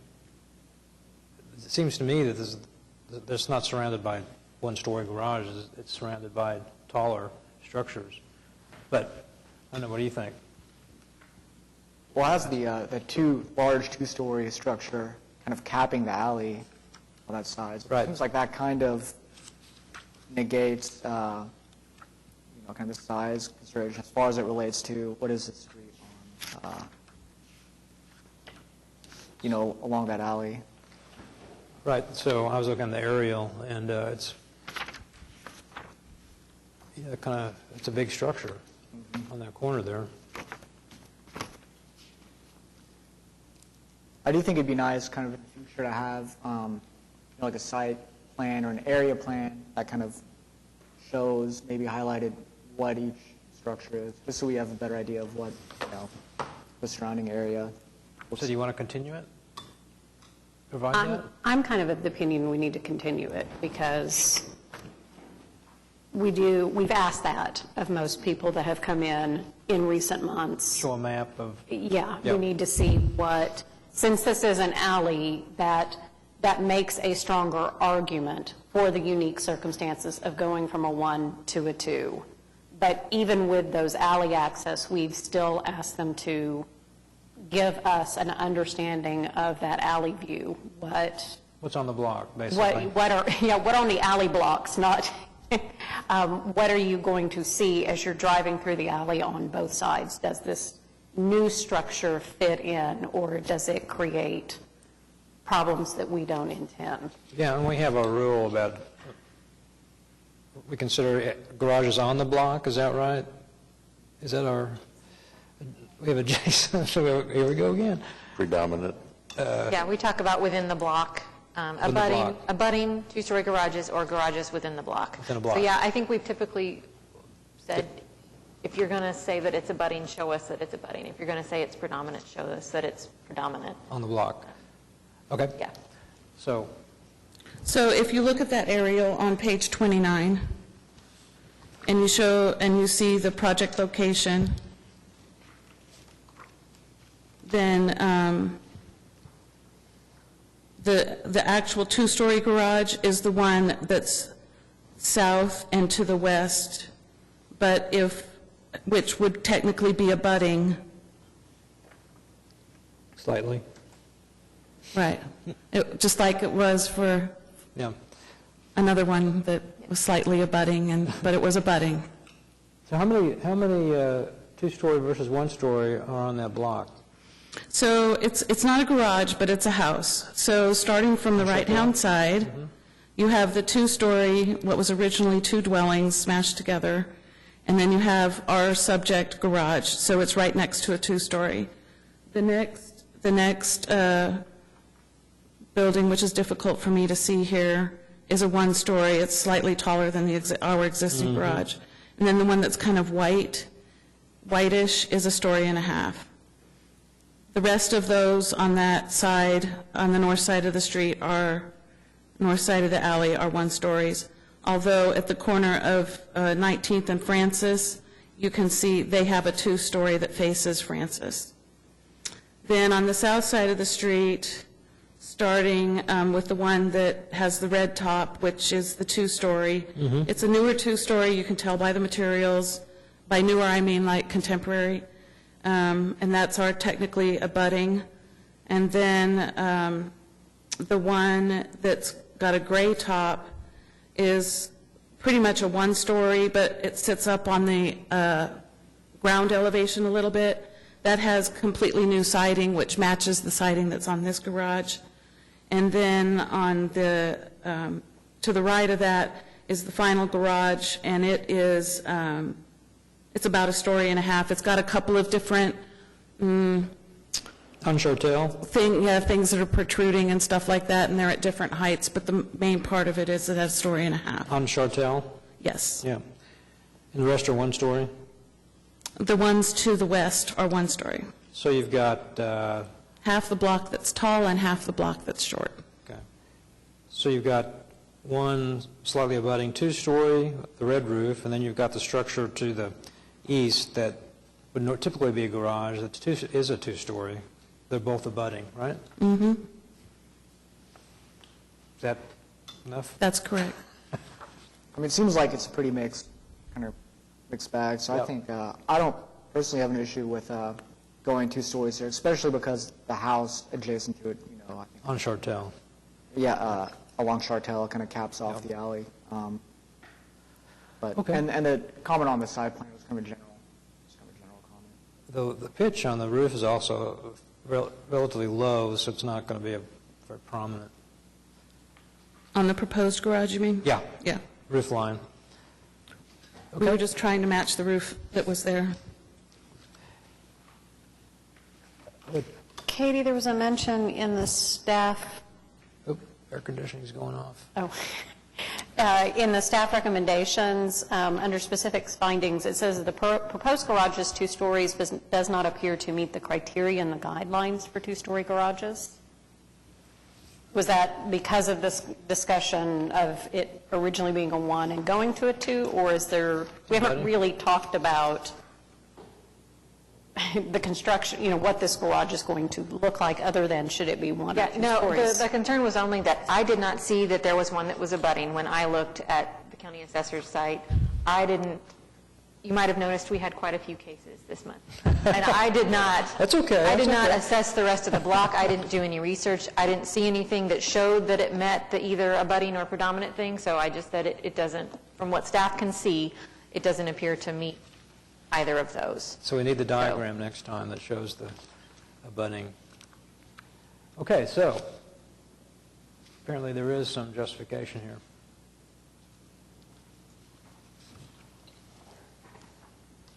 And how large is the current garage?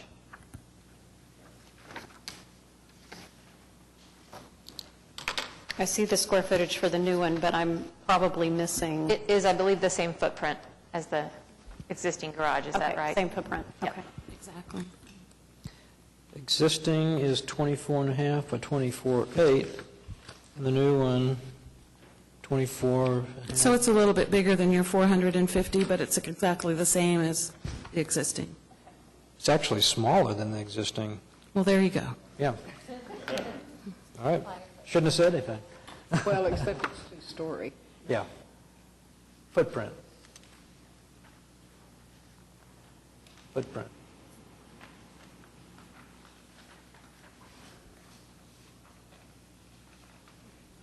I think as far as the design, it seems like it kind of relates to the existing house. I don't really have any concerns about the actual design of the garage itself. Okay.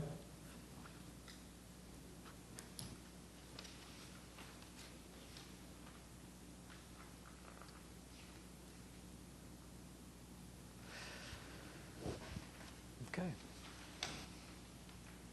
Katie, don't we normally split these into two? Demolition. Okay.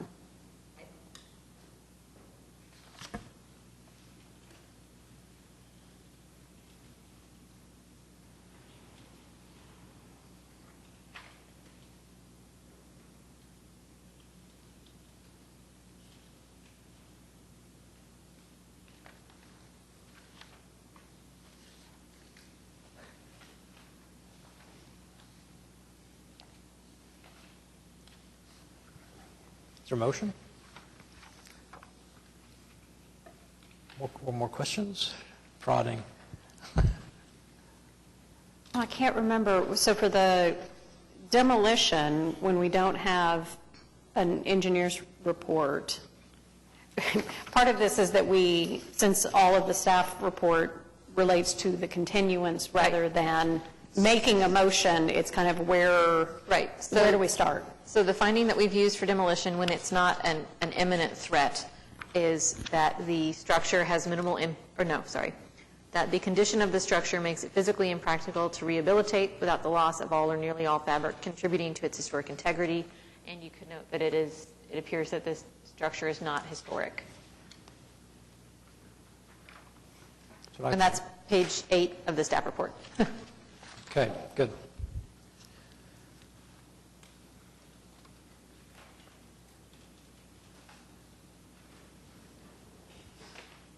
All right, then I make a motion to approve HPCA 18-0060, item 1, demolish garage, with the specific finding that the condition of the structure makes it physically impractical to rehabilitate without the loss of all or nearly all fabric contributing to its historic integrity, and also that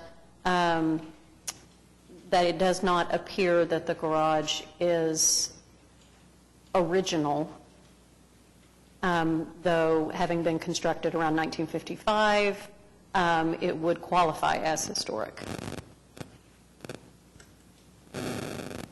Assumed. I don't know for sure. Right, kind of mixing what Catherine has said with what the staff has provided. Right. Okay. Is there a second? Second. Moved by Heather Clymer, second by George Massey. All in favor? Aye. Opposed? Okay, that item is approved. And now on with garage and then the additional items, which staff said are approvable once the site plan is approved.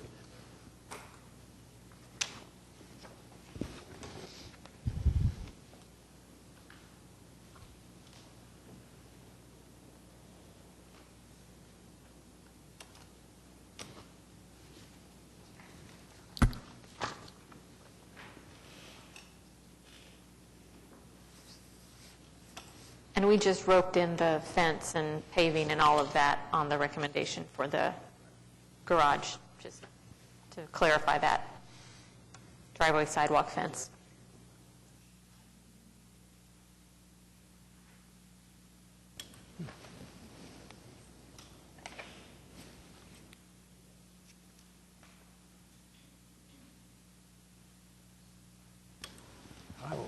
a little confused on what additional fencing is proposed. Item 5, install fence. Where were you proposing the new fence?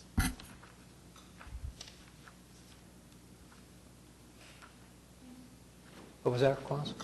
I'm a little confused on where the new fence is. I'm looking at page 9. I don't know if it's on page 9. So, yeah, on page 9, I apologize, it wasn't highlighted for you. You see where the existing metal driveway gate is? And then there's 2 X's to the left. That's where the new fencing is. Okay, so just that little Yeah, just corner. that little section. Okay. Okay. All right.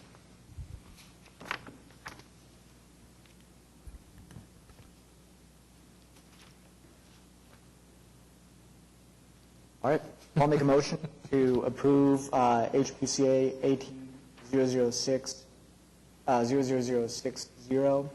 items 2, 3, 4, and 5, with the specific findings as outlined in the staff report. You might have to strike finding 1, that it does not appear to meet the criteria All right, for a so- two-story garage. The garage, yeah. Maybe, I'm just going to say possibly Or maybe not. findings 2 through 4, and then the unique circumstance that's been discussed for the two-story. Okay, so including 2 through 4 in the staff report, and with the unique finding that it does appear that there are adjacent two-story structures that justify the new garage being 2 stories as well. Okay, is there a second? Second. Okay. It's been moved by Klaus, Ryman, and Philip, and seconded by Heather Clemmer. All in favor? Aye. Opposed? Okay, the rest of the items are approved. Thank you. Thank you. Thank you for your long-standing attention today. It's a long one today. All right, but thank you. So now we go on to other business, none. Communications. So we have on here to do a presentation on the Freedom Center nomination. I'll just be really brief on this. We actually had intended for you all to vote to make a recommendation on this week, today, and had a staff error. We didn't follow up on one of the notices that we are required to post, and it never was posted in the internal record. So we're not able to take action on this. We've provided the draft staff report on the property. We, in summary, felt that it met 2 of our designation criteria, that it had significant character, interest, or value as part of the development of the locality, state, or nation, or is associated with the life of a personality significant to the past. The Freedom Center's development in and of itself, as well as its association with Clara Looper, seemed to meet that. And then we also felt that it met the criteria about a historic event, which is the basically the arson attack on the center in 1968, and the events that kind of surrounded and followed that. So we will have this on Next month. at the May 30th meeting for a recommendation. And if in the meantime, if you get a chance to peruse the staff report and you have questions, please let us know, and we'll get anything addressed before then. Okay, all right. Great, thank you. I'm just getting word there are rotations of tornadoes west of the city right now. Well, it's early then. Here. Let's go. Administrative approvals, several. Okay. Yeah, all of that stuff, let us know if you have questions. Airbnb was heard again by planning and development committee April 26th. Microphone. Back on April 10th. Microphone.